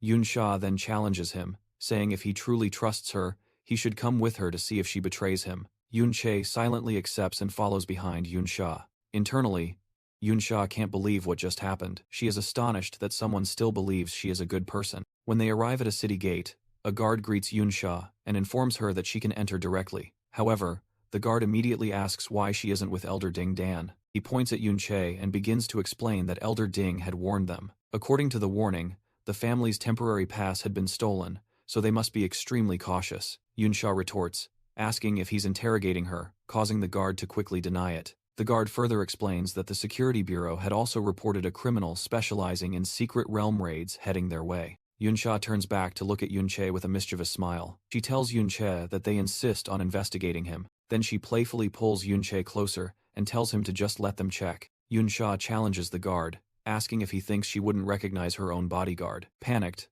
the guard quickly apologizes and affirms that if she is sure, there can be no mistake. As they pass through the gate into a purple space, Yun-che silently thinks that Yun-sha's status is higher than he imagined. Yun-sha turns her back and says she brought Yun-che in because she trusts him and won't care about his actions afterward. She asserts that her help ends here and she won't interfere further. Yun-che thanks her and gives her a shadow servant, telling her to take it so she won't be suspected of what he's about to do. Yun-sha pouts as she accepts, muttering that at least he has some conscience. After Yun-sha leaves, Yun-che proceeds alone into his skill space, the mirror world. He happily realizes he can finally use the new ability unlocked when the mirror world reached level 3. In an inner space, Yun-che flips through a magic book, fully absorbing the knowledge of his new power. A system window appears, confirming his mirror world skill is now level 3. Upon using the skill, the system announces that a secret realm anchor is being deployed, creating copies of orcs from level 42 to 45. Yun-che understands that mirror world level 3 can copy monsters from real-world secret realms. He excitedly dives into battle, thinking that from now on, he can freely grind monsters in the mirror world without fear of detection. Afterward, a notification appears stating that Yun-che has exited the mirror world. Numerous experience notifications pop up as his undead bone spirits continue to eliminate enemies, making him realize they can automatically level up for him. Now, Yun-che and Xiao En's soul stand on a cliff overlooking the vast city within the secret realm, telling himself he can investigate carefully. He recalls information from the Ding family's diary stating, "This is the residence of Ding Kun, someone about whom he has too little information." Yun-che only knows that Ding Kun reached S-Rank decades ago and has not displayed his power publicly since. Not even Ding Ge knows. He muses that if he had more detailed information, he would be more confident facing him, an S-Rank individual who appeared suddenly and whom he never knew in his past life. Yun-che turns to ask the soul beside him, Ben, if he knows who he is. Xiao En's soul simply looks back blankly, unable to provide an answer. Seeing Xiao En's reaction, Yun-che disappointedly thinks that his disciple's memories are still not functioning. Yun-che realizes that as his SSS-Rank mirror world skill reached level 3, the intelligence of his undead army has significantly increased. He observes Xiao En's soul and sees that Ben's improvement is the most noticeable. However, Xiao En can still only express confusion and cannot communicate. Yun-che looks down at the city in the secret realm, hoping that if the mirror world continues to level up,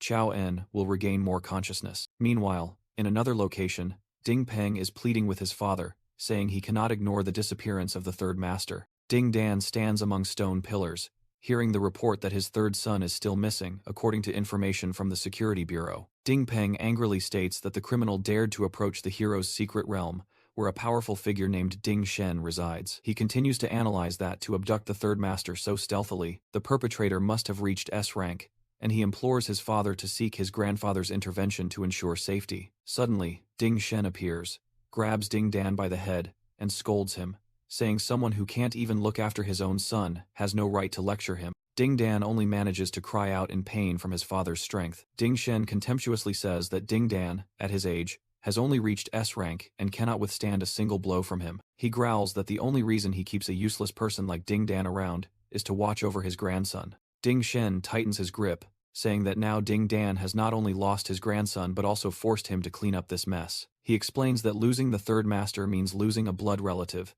which costs him several years of his lifespan. In another area of the secret realm, a hero's descendant named Ding Yan is sitting on the back of a muscular prisoner. Ding Yan gleefully urges the other prisoners to quickly fight for food with a pack of wild wolves. He mocks that if they are not quick, the food will be eaten, while a child cries in fear. A level 60 spellcaster named Nans approaches and informs young master Ding Yan that his pet hasn't eaten meat for many days. From above, Yunche observes everything and remarks that compared to the brutality here, the Ding family outside the secret realm is indeed quite restrained. From above, Yunche wonders if he should reveal his identity. Suddenly, he notices an unusual change. Chao En's soul is straining in pain, energy enveloping him. Yunche sadly realizes that even in this state, Chao En still rushes to save others. He recalls the past, when Chao En and a boy named Lan Qian were the kindest and strongest children in the disaster area. At that time, Lan Qian bravely protected Chao En from a cruel slave owner, which is why Yunche took both of them as disciples. He had hoped they would grow up strong and help others. Returning to the present, Yunche blames himself, thinking his own mistakes led to Chao En's current state. Chao En's soul turns back, seemingly recognizing Yunche and trying to call his name. Yunche is astonished. Ben, you. He can't believe Chao En has regained consciousness, but the soul can only utter the name Ding Kun. In extreme rage, Chao En roars, confirming his enemy is Ding Kun. Yunche's eyes widen in shock and anger. Elsewhere, a fully armored warrior stands on Nan's corpse and calls out Yunche's name. The warrior, Ding Kun, questions if someone is using that name to provoke him. He contemptuously says, it's been many years since he last heard that name.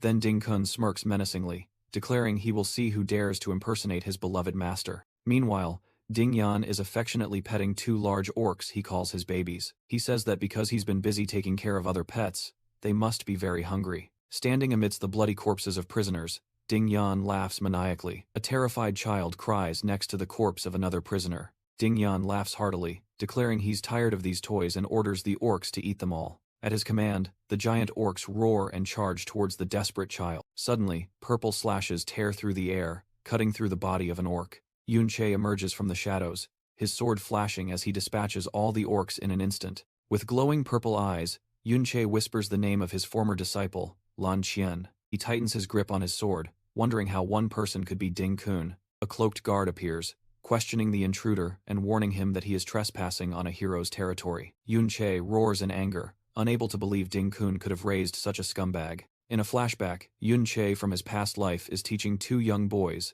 Chao En and Lan Qian, about the era of professions. He explains that even though the age of knights is over, he wants to pass on their legacy. Yunche promises that under his tutelage, their strength will surpass that of ordinary people. He emphasizes that if they wish to continue learning, they must remember important principles. The first lesson is humility, but the image shows Chao En boasting about his skills to Lan Qian. The second lesson is respect, but when Yunche gives extra payment to an old man, Chao En shows contempt. Lan Qian tries to stop his friend, but Chao En rudely dismisses him. Yunche quietly gives the man more money, reminding his disciples never to become arrogant. Returning to the present, Yunche lunges at the cloaked guard with terrifying speed. The guard's arcane shield shatters, leaving him horrified by the unimaginable power of the attack. Even his legendary level 30 defensive necklace is completely destroyed.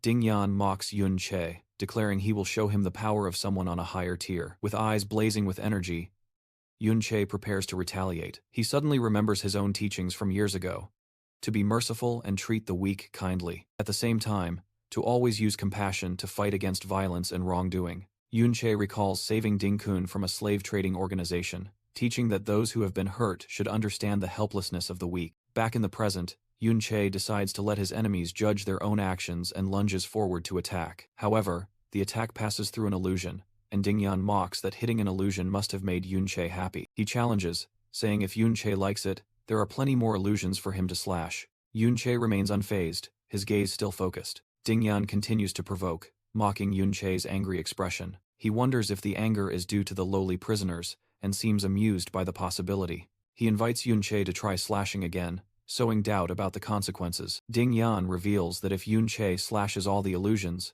the one he truly hits might be the prisoners themselves. Yunche activates the mirror world skill, allowing him to see through the reality behind the illusions. Seeing through the deception, Yunche moves with incredible speed. His attack hits the real Ding Yan and Nans, who are shocked, unable to understand how their illusion magic was seen through. Another memory floods back, of him teaching his disciples to be brave and decisive in battle. That teaching was to have no cowards when fighting for justice in dungeons. After the battle, Chao En and Lan Qian sigh in relief, and complain to their master that they almost died. The past Yunche smiles, reassuring them that he had been watching over them the entire time. Injured, Ding Yan frantically orders Nans to hold off their opponent so he can escape. While fleeing, Ding Yan cowardly threatens that if anything happens to him, his grandfather will kill Nans. Left alone, Nans unleashes a barrage of spells, admitting that fighting without illusion magic is incredibly difficult. The mage looks around in confusion, unable to understand why the enemy suddenly disappeared. Instantly, Yunche appears directly behind Nans, with his sword radiating purple energy. A clean sword strike descends, splattering blood everywhere. Defeated, Nans begs for mercy, confessing he's just a mercenary, and trying to shift all blame to Ding Yan. Yunche coldly finishes off Nans, the fourth principle he once taught echoing in his mind, the spirit of sacrifice. Meanwhile, Ding Yan, while fleeing, is intercepted by Qiao En's dark spirit. He boasts about being the hero's grandson to threaten them. Another giant shadow appears behind Yunche, and Ding Yan, already defeated, screams in horror, asking Yunche what he has done. Yunche's memories return with the fifth principle, honesty, along with an image of Ding Kun in dark armor. The sixth principle is fairness, appearing with a scene of Qiao En fighting. The seventh principle is honor, linked to the image of Luo Wai and his army. And the eighth principle is the soul, accompanied by the sight of a destructive energy sword rain descending upon the city. Ding Yan lies motionless on the ground, his face filled with extreme terror.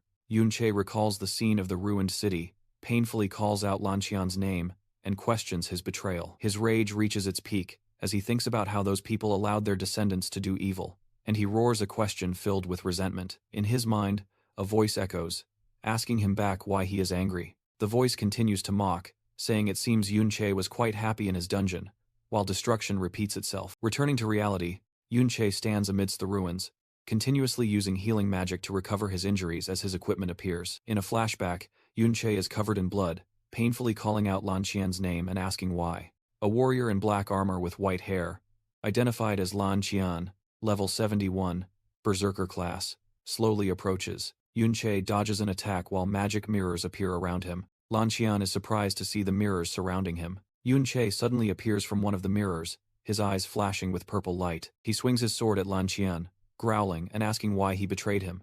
The armor on Lanqian's arm shatters, and he is astonished by Yunche's speed and incredible power. Yunche, his entire body enveloped in purple energy, once again questions Lanqian about the reason for his betrayal. Lanqian smirks, questioning Yunche's betrayal in return, and wondering how Yunche knows his old name. He speculates if some old man sent Yunche. Lanqian swings his greatsword, creating a massive energy slash. He mocks Yunche as a fake disciple, calling it a sick hobby. Yunche blocks the attack and shouts, repeating his question about the betrayal. Lanqian coldly declares Yunche is just a tool, and there's no need to say more. He channels energy into his blade, preparing for a devastating attack. An energy explosion sweeps across the ground, creating a large crater.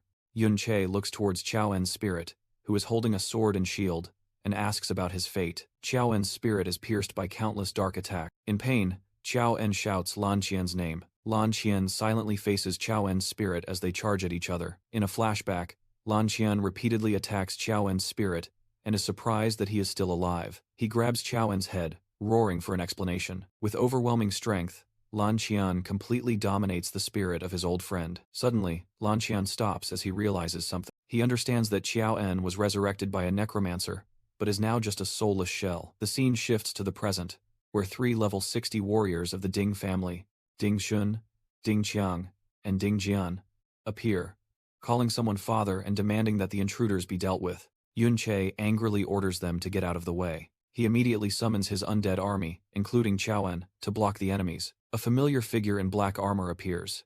It is the adult Lanqian. Qiao En's undead spirit stands firm, ready to fight. Lanqian sees Qiao En's form, and painfully realizes that he is truly dead. His gaze then shifts to Yunche, the controller of the spirit, and an intense interest arises. Lanqian lunges in front of the injured Yunche, commenting on how a dead spirit has been resurrected. Suddenly, he grabs Yunche and screams in desperation, demanding that he prove he is his master. With a crazed expression, Lanqian insists that Yunche must be the master he has longed for. While Lanqian pleads, Yunche recalls the past when he saved a young Lanqian from a cage. Tormented by memories, Yunche unleashes an energy attack on the traitor. Lanqian takes the full force of the attack with a twisted smile, believing Yunche himself created the person he is now. Yunche roars, questioning the one he saved from a life of slavery and trained into a powerful hero. He demands Lanqian explain the reason for his past betrayal. Lan Qian roared in fury, asking why Yunche had come to save him so late. He recalled his painful past, where he was brutally beaten with no one paying attention. Lan Qian questioned why another disciple, the son of a knight, could live comfortably and be respected by everyone. He resentfully remembered how Qiaoen, who had suffered nothing, received all the favor. He bitterly asked why Qiaoen was better than him in every aspect. Lan Qian screamed, accusing Yunche of favoring Qiaoen simply because he had a cleaner background. He painfully asked why Yunche had turned him into a berserker. Lan Qian believed that due to his timid nature, he should have become a sword guard with better defensive capabilities. Yunche listened quietly and then coldly denied it, saying he had never favored anyone. He reiterated that it was Lan Qian himself who always showed a desire to become braver and stronger. Lan Qian screamed back madly, claiming he only did so because that was the type of person Yunche liked, just like Qiaoen. He desperately asked if his efforts to appear brave had ever earned him Yunche's favor. Lan Qian asserted that deep down, Yunche always looked down on his background and asked his former master to stop being hypocritical. Yunche dismissed his lofty ideals, declaring that the treatment Lan Qian received was determined by power and status. Lan Qian scoffed, saying he wasn't as foolish as Qiaoen, who wasted time and opportunities to save others. He smirked, asking Yunche if his actions could truly be called betrayal. He declared that if Yunche chose Qiaoen, he could choose someone else, and Luo Wai had given him higher status and power. Lan Qian challenged Yunche to look at the situation of Qiaoen's descendants compared to his own. He laughed maniacally, revealing that Qiaoen's descendants were now mere slaves to his Ding family. Finally, he mocked Yunche's predicament and praised Luo Wai's current imperial status. Lan Qian questioned Yunche, asking whose choice was the right one. Angry purple energy began to envelop Yunche. With a bloodied face, Yunche roared, calling Lan Qian an ungrateful wretch. He immediately unleashed a storm of countless sharp mirror shards at Lan Qian. The shards surrounded and attacked Lan Qian from all directions. Lan Qian gritted his teeth in pain as his body was cut by the mirror fragments. The powerful attack cracked his defenses. He screamed in agony as the rain of fragments tore him apart. Yunche coldly declared that Lan Qian could never compare to Benben. With glowing purple eyes, he contemptuously stated that Lan Qian wasn't even worthy of that person's little finger. Lan Qian continued to scream as he endured the brutal onslaught. Yunche repeated his words, asserting that Lan Qian could not compare to Benben. He emphasized that harsh truth once more with a look of hatred. Knocked to the ground, Lan Qian suddenly let out a wild laugh. His armor shattered as a red aura erupted, activating his berserker body, and shouting that Yunche had admitted it. He yelled, accusing Yunche of being a hypocrite for favoring Benben, as his strength and speed soared. Yunche was astonished by Lan Qian's sudden speed. With terrifying speed, Lan Qian lunged forward, mocking Yunche for only being able to hide in the mirror world. A cataclysmic explosion occurred at the spot where Yunche had just stood. Lan Qian turned back, realizing Yunche had used the mirrors to teleport behind him. Lan Qian activated the berserker's exclusive skill, Bloodstorm, and challenged Yunche that without mirrors, he couldn't escape. The ground cracked under the power of the storm, and he roared, daring Yunche to face him head-on like a brave knight. Yunche began to take continuous damage from the skill, while Lan Qian mocked him for practicing the knightly virtues he himself had taught. As Lan Qian's blood decreased, his passive, rage body, activated, continuously increasing his attack and speed. With a crazed expression, he mocked Yunche for only talking about morality when safe, calling him a pampered noble who had never known suffering. Lan Qian lunged forward, screaming that Yunche had no right to speak of compassion without having experienced his pain. Yunche raised his sword to block Lan Qian's energy-infused slash. He gritted his teeth in resistance, thinking that Lan Qian's philosophy was just self-deception. Lan Qian unleashed his skill, Blood Rage Explosion Blade, mocking Yunche's naivety for believing friends and disciples would always support him.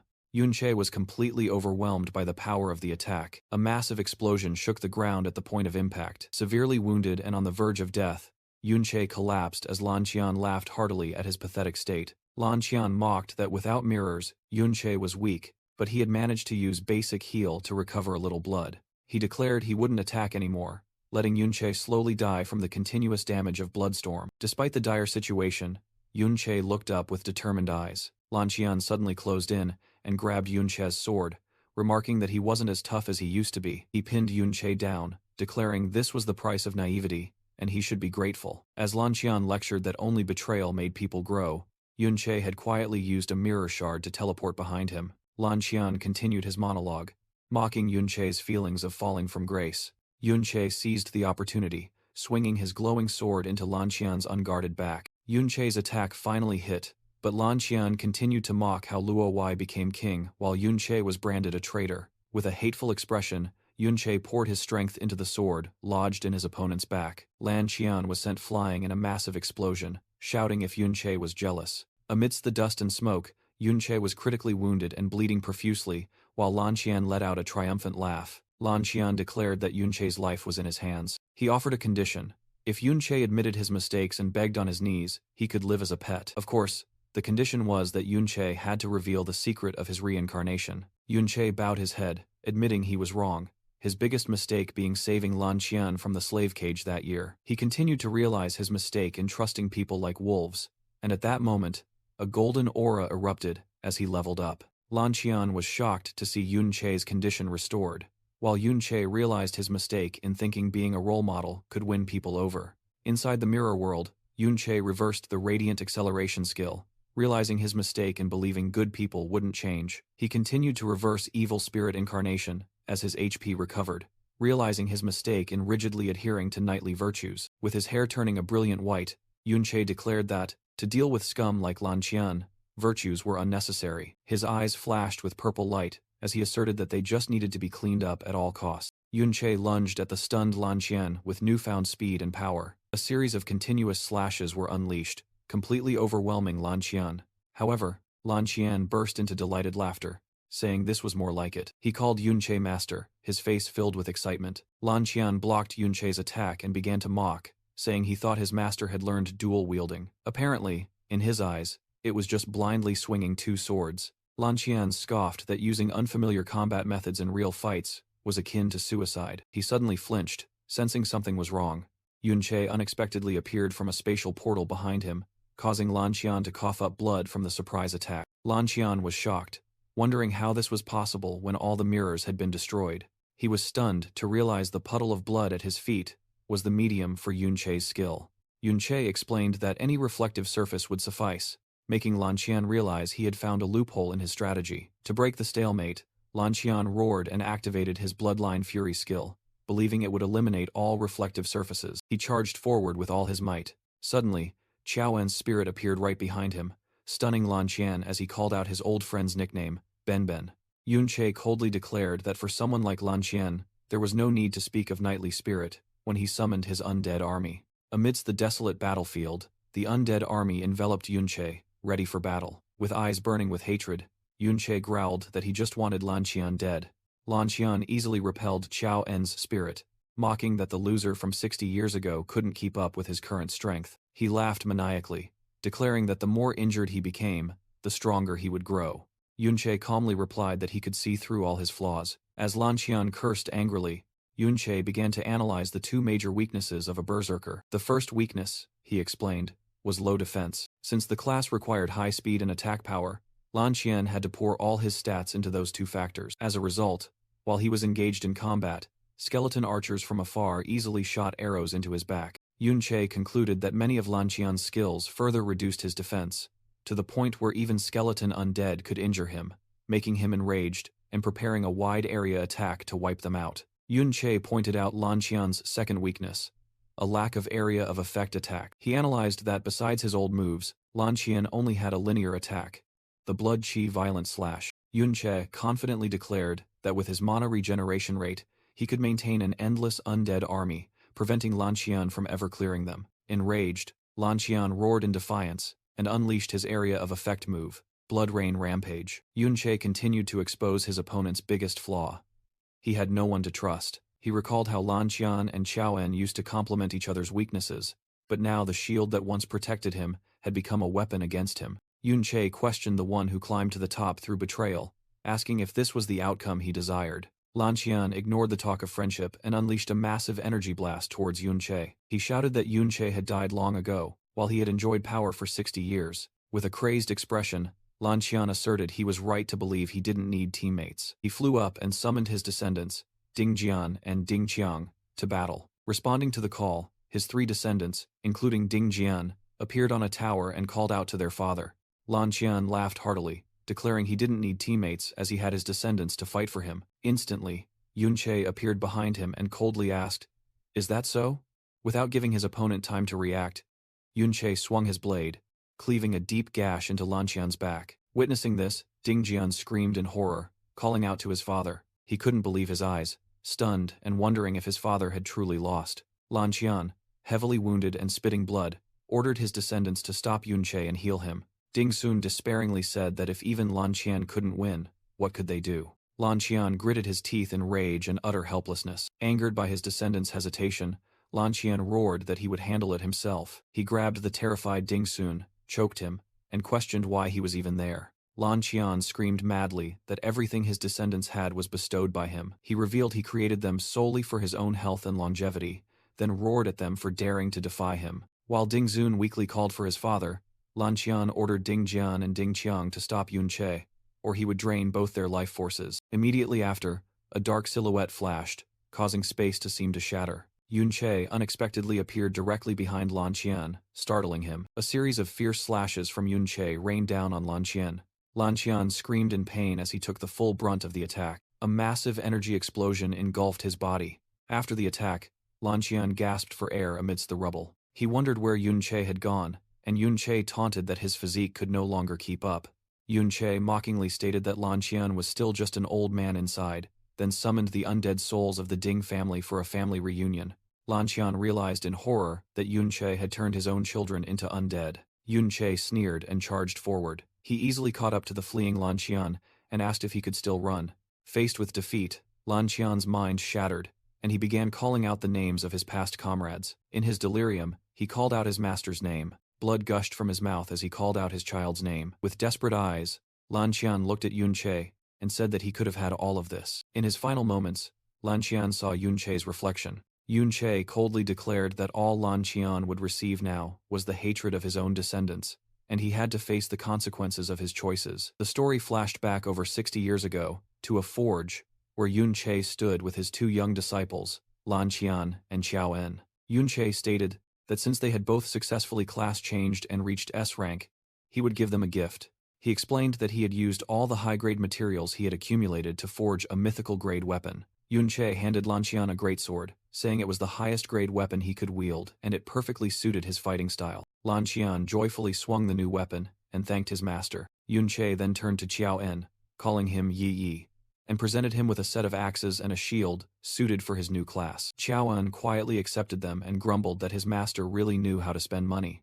Yunche noticed Lanqian staring at him and asked what was wrong. Lanqian wondered why his master had never changed his weapon, suggesting it might be outdated.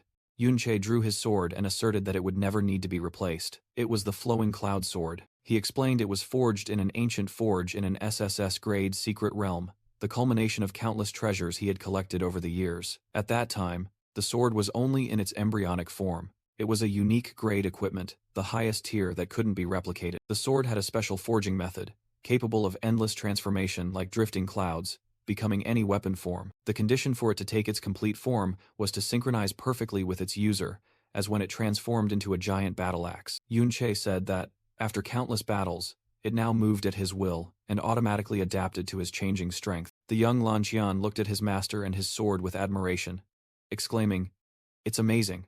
In a flashback, Yunche asked his disciple Lanqian if he wanted to try holding his sword, and the boy eagerly asked, "Can I?"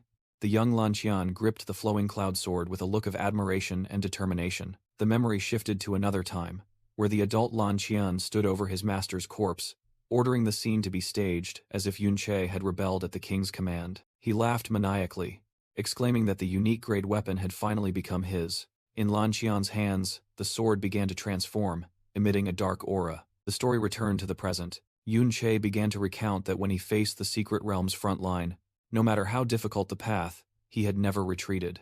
He had overcome all hardships, all to be able to live a peaceful life alongside his disciples. Yunche held up his heavily damaged Flowing Cloud Sword, stating that Lanqian's greed had caused it to shatter into its current state. Lanqian, dying on the ground, weakly admitted he was wrong, but Yunche coldly replied that the title of hero meant nothing to him. Lanqian's blood-covered face showed sheer terror as he begged not to be killed. Yunche mocked that in Lanqian's hands, the Flowing Cloud Sword was merely a greatsword, then transformed it into a giant scythe, and asked if he betrayed him for this. Enveloped in a dark, killing intent, Yunche growled that Lanqian had betrayed Benben as well. In a final effort, Lan Qian asked if his master wanted to know the full truth about the incident that year. Yun Che ignored him, declaring that Lan Qian had to face the consequences he chose, and swung the scythe down. Lan Qian's head was severed, his final words about the truth cut short. Standing in the darkness, Yun Che declared that everything Lan Qian knew, he would also know. The final image showed Yun Che's dark silhouette,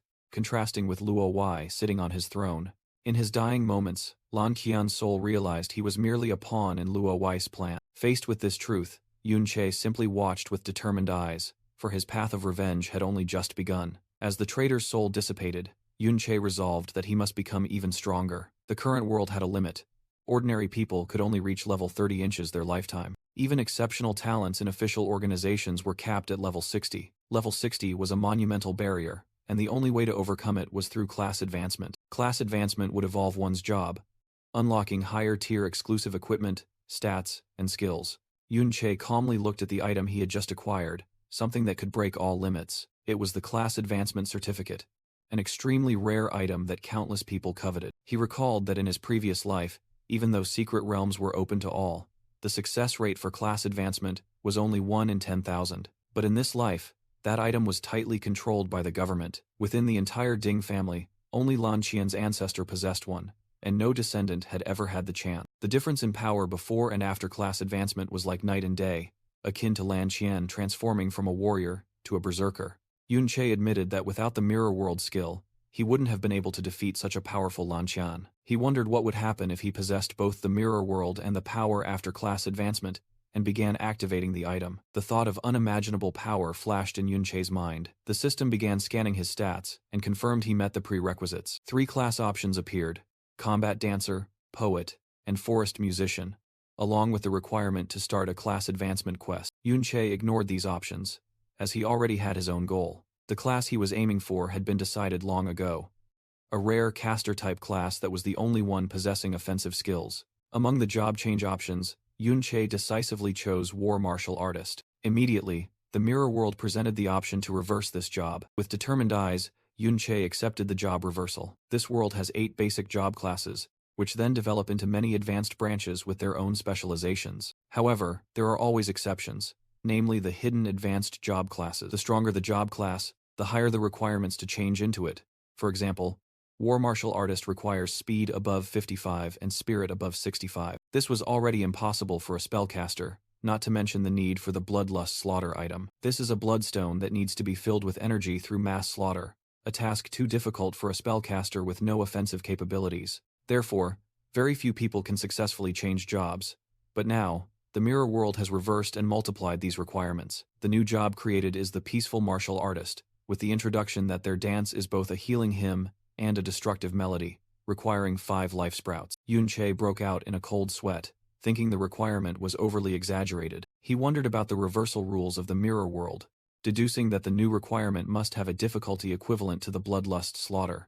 Life Sprout is a treasure that continuously creates full HP recovery potions, each one enough to make top experts fight over it, let alone 5. Yun Che bent over, stunned by the impossible requirement. Nevertheless, he believed that with such high requirements, this job class would undoubtedly be unreasonably powerful after changing, while also realizing he had underestimated the complexity of the mirror world. He understood that after level 3, the mirror world contained not only normal monsters but also replicas of secret realm lords. Powerful souls, like a shadow figure with countless weapons on its back, also existed within it. As his strength increased, he noticed the number of souls seemed to grow, and the ability to reverse job changes was also unlocked. Leaving the mirror world, Yun Che faced a giant monster, realizing that each skill level needed to be explored further. A giant shadow beast appeared behind him, and Yun Che decided that his current priority was to change jobs to quickly increase his strength.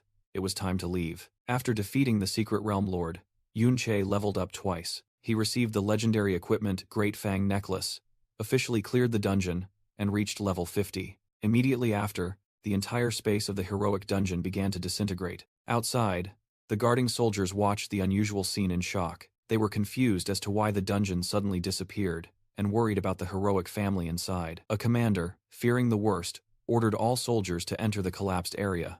Amidst the rubble, a soldier discovered Ding Jian's corpse in horror.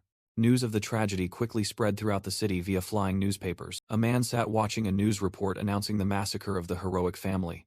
Elsewhere, a family also watched the crime scene images in shock, unable to believe the hero had been killed. A military officer issued an urgent arrest warrant for the only suspect captured, a cloaked figure. In the dark palace, Supreme King Luo Wei sat on his throne, confirming that Lan Qian was dead. A cloaked spy reported on the situation, stating that the army had been deployed but found nothing. The spy stood amidst the ruins, announcing that none of the guards knew what had happened. He presented a file, stating that he had investigated entry and exit records and information from the security bureau. Based on the evidence, he declared that the most obvious suspects had been identified. Two names were mentioned, Yun Sha and Yun Che, causing Luo Wei to fall silent in thought. The spy smirked, telling the emperor that the name Yun Che truly evoked many memories. He volunteered to take on the task of handling the matter. While at an academy, students began to gossip. A group of students discussed the shocking news, wondering who would dare attack an entire heroic family. In the schoolyard, students gossiped about a hero being killed, calling it a national disgrace and questioning the army's capabilities. Passing by, Yun Sha silently thought that the culprit had directly killed Lan Qian. She worriedly realized she was an accomplice who had helped that person enter the heroic dungeon.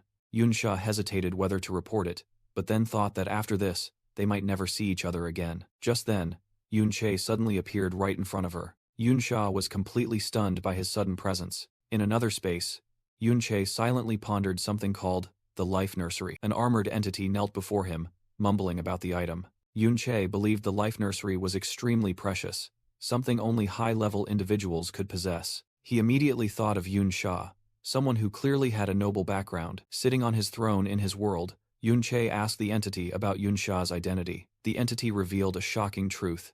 Yun Sha was Luo Sha, the granddaughter of his sworn enemy, Luo Wei. Returning to reality, Yun Che looked at Yun Sha with astonishment. He couldn't believe the girl before him was Luo Wei's granddaughter. As Yun Sha was about to speak, a crowd of students rushed over. They cheered upon seeing Yun Che had returned to school. The students surrounded him, thanking Yun Che for saving their lives from the wandering lord and praising his strength. They were happy to finally have a chance to thank him properly, and informed him that the school seemed to want to reward him. A student suddenly worriedly warned that now that he was at school, the Ding family might come looking for trouble. Meanwhile, a mysterious man revealed that the 3 leaders of the Ding family had disappeared in the dungeon, and the family had searched everywhere. Teacher Li told Yun Che that because he was too strong, he might be interrogated, but he reassured him that the clear culprit was the dungeon destroyer mentioned in the news, who had killed even the heroes. So no one suspected Yun Che. Yun Che silently thought that the Ding family only knew him by his voice when he broke in to steal the pass, and had no concrete evidence. Teacher Li happily added that the peacekeeper force was hunting the dungeon destroyer, and would catch him soon. He told Yun Che to rest assured, as he would be completely vindicated then. However, Yun Che silently thought he absolutely did not want to be caught by the peacekeeper. He recalled how powerful this force was, with patrols everywhere and citizens able to report incidents by phone. If not for the undead causing chaos, he might not have been able to return here. Now, among the students, he only needed to pretend to be Yun Che, making him difficult to detect. Most importantly, at school, he could learn about this era without suspicion. Meanwhile, an angry student claimed it was all the dungeon destroyer's fault. A female student agreed, saying that without him, Yun Che wouldn't have been suspected, and the Ding family would have just been victims. Others were shocked that even the heroes had perished. The male student became even more enraged, shouting that the villain who dared to attack a hero was truly cruel. Yun Che silently thought about the image of hero Ding Kun that Luo Wei had propagated since childhood. So even if he killed him, it would be hard to change their prejudice. Suddenly, another male student spoke up, whispering that the truth about the hero was not as written in the books. He claimed to have heard this from his uncle in the heroic dungeon, causing a friend to dismiss it as fabrication. Another female student confirmed she had also heard rumors, but was immediately scolded by the hot-tempered male student for speaking ill of the deceased. The rumor spreader insisted he had video evidence, while Yun Che watched silently from afar. The video revealed a scene of devastation inside the heroic dungeon after it disappeared, with countless emaciated corpses lying around. The narration in the video stated that these people had long been enslaved and abused by the Ding family. The students watching the footage on their phones were horrified by the tragic scene. Yun Che watched silently, wondering if this revealed truth would bring about any change. A female student skeptically asked about the origin of the video, arguing that the area was strictly guarded by the military. The rumor spreader immediately retorted, loudly claiming it was a fake video intended to slander the hero. Suddenly, Yunsha stepped forward and confirmed the video was real, revealing that she had just been invited to the heroic dungeon, and the footage was only a small part of the truth. She asserted that the Ding family's crimes were not a secret among the upper class. The other students were shocked to hear Yunsha herself, a person of status, confirm this. They began to waver, wondering if this terrible rumor could be true. Yunche silently thought that he never expected such a cruel deed to actually exist. Yunsha turned and gestured for Yunche to follow her for a private conversation. The remaining students could only watch in utter disbelief. In a secluded corner of the courtyard, Yunsha questioned Yunche why he had returned, reminding him of the danger from the peacekeeper force and the fact that he had killed a hero. She continued speaking, her voice full of implication. Then she directly asked if he was afraid she would report him. But Yunche calmly replied. He asserted that he believed her true nature would not turn evil, which confused Yunsha. Yunsha laughed, saying that with the crimes the heroic family had committed, death was a release. She suddenly angrily pointed at Yunche and declared that he owed her another favor. Yunche confidently replied that he understood Yunsha's intentions, while silently calling her real name, Luo Sha. He wondered why Luo Wai's granddaughter would help him enter the heroic dungeon. Yunche's eyes flashed red as he considered the possibility of using Luo Sha to get closer to his nemesis. Pushing those thoughts aside, he decided to focus on the immediate goal and asked Yunsha about the life nursery. He took a step forward, awaiting her answer. Yunsha surprisingly confirmed that it was the source of life essence. Yunche stated with conviction that the school's principal possessed one and headed towards his office. Immediately after, a system notification popped up as he activated his skill and entered the mirror world. Inside the mirror space, Yunche explained that the principal had collected a world tree sapling and cherished it greatly. He further revealed that almost all of the life nurseries had been bought by the principal at any cost. Yunche approached the center of the replicated room, declaring he would water that precious tree. He was astonished to find not just one, but numerous life nurseries surrounding the world tree sapling. Without hesitation, Yunche summoned the flowing cloud sword and swung an energy-filled slash towards them. However, a powerful sealing formation suddenly activated, blocking the attack, making Yunche realize everything was protected. He mused that while he was familiar with seals from his past life, this formation was entirely different. Yunche admitted that with his current strength, he couldn't break the barrier, and using force would only destroy the items within. Sensing the unfavorable situation, he decided to temporarily withdraw. Upon exiting the mirror world, Yunche received item replicas and saw the spectral image of Principal Bolin, level 89. He mentally assessed Bolin's strength to be far beyond Lan Qian's, realizing he needed to change his profession if he wanted to confront him. Yunche contemplated that there were two ways to obtain the life nursery from Principal Bolin. He decided to choose the second method, learning about this era to break the formation himself. Yunche entered the school library, beginning his research plan. He decided to start with general knowledge, believing that building a solid foundation was paramount. Yunche told himself he had been too hasty upon his reincarnation and needed to be more patient. He realized how much times had changed. Without understanding them, he wouldn't even be able to face Luo Wai. Yunche wondered where Luo Wai had gotten the ideas to drive such remarkable technological advancements. While researching, he gradually understood how mana cores were used, but still hadn't grasped the core principles. He found that the interaction between ordinary items and dungeon items was incredibly complex and confusing. The more he researched, the more Yunche realized that new questions arose more than answers. He felt that much of the information was vague and required cross-referencing many different books. Yunche deduced that the most crucial information might have been censored in popular text. He ventured into a dark, less frequented area of the library, deeming it too time-consuming to sift through useless books. Suddenly, a small noise made Yunche pause. He looked up and discovered someone sitting on a high bookshelf, quietly reading. Yunche was astonished to realize it was Yunyin. He wondered why she was here alone, as she never left Yunsha's side. Yunche suspected that Luo Sha's granddaughter's bodyguard might be investigating something, but then he froze upon seeing the title of the book she was reading. Just then, Yunyin also looked up, seemingly having detected his presence. Yunyin appeared annoyed to see Yunche, asking if he wasn't welcome. Yunche explained he just wanted to get a book, and Yunyin asked which one. When Yunche replied that he wasn't sure himself, Yunyin became so annoyed that she fell silent. Yunche then pointed to the book he needed, which was about dungeon principles and mechanical structures. Instantly, the designated book flew directly into Yunche's hands. Yunyin looked at her hand, where a purple glow indicated she had used magic to help him. As Yunche turned to leave, Yunyin thanked him with a sarcastic tone. However, Yunche stopped and asked further about books related to mobile communication.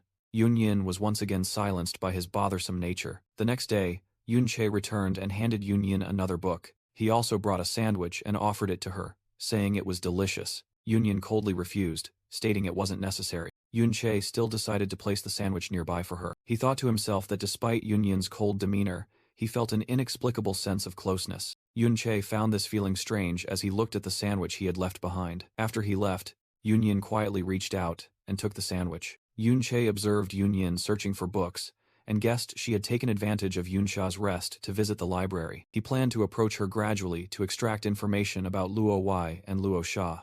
Yunche continued his efforts to get acquainted by standing on a ladder and handing Yunyan another book. In the library, Yunche continued to strike up conversations, asking Yunyan about the formation connection system. She explained it clearly, and Yunche immediately asked her to find related books. They both fell silent and read books for a while. Yunyan suddenly looked up from her book, her expression thoughtful. She suddenly asked why Yunche didn't go ask that person directly. Yunche evaded the question and asked about the whereabouts of Qiao Zhe, the descendant of the traitor, and Yunyan replied that he would return soon. Meanwhile, in the Ding family's inner quarters, Ding Peng and Ding Hao were seated in a room.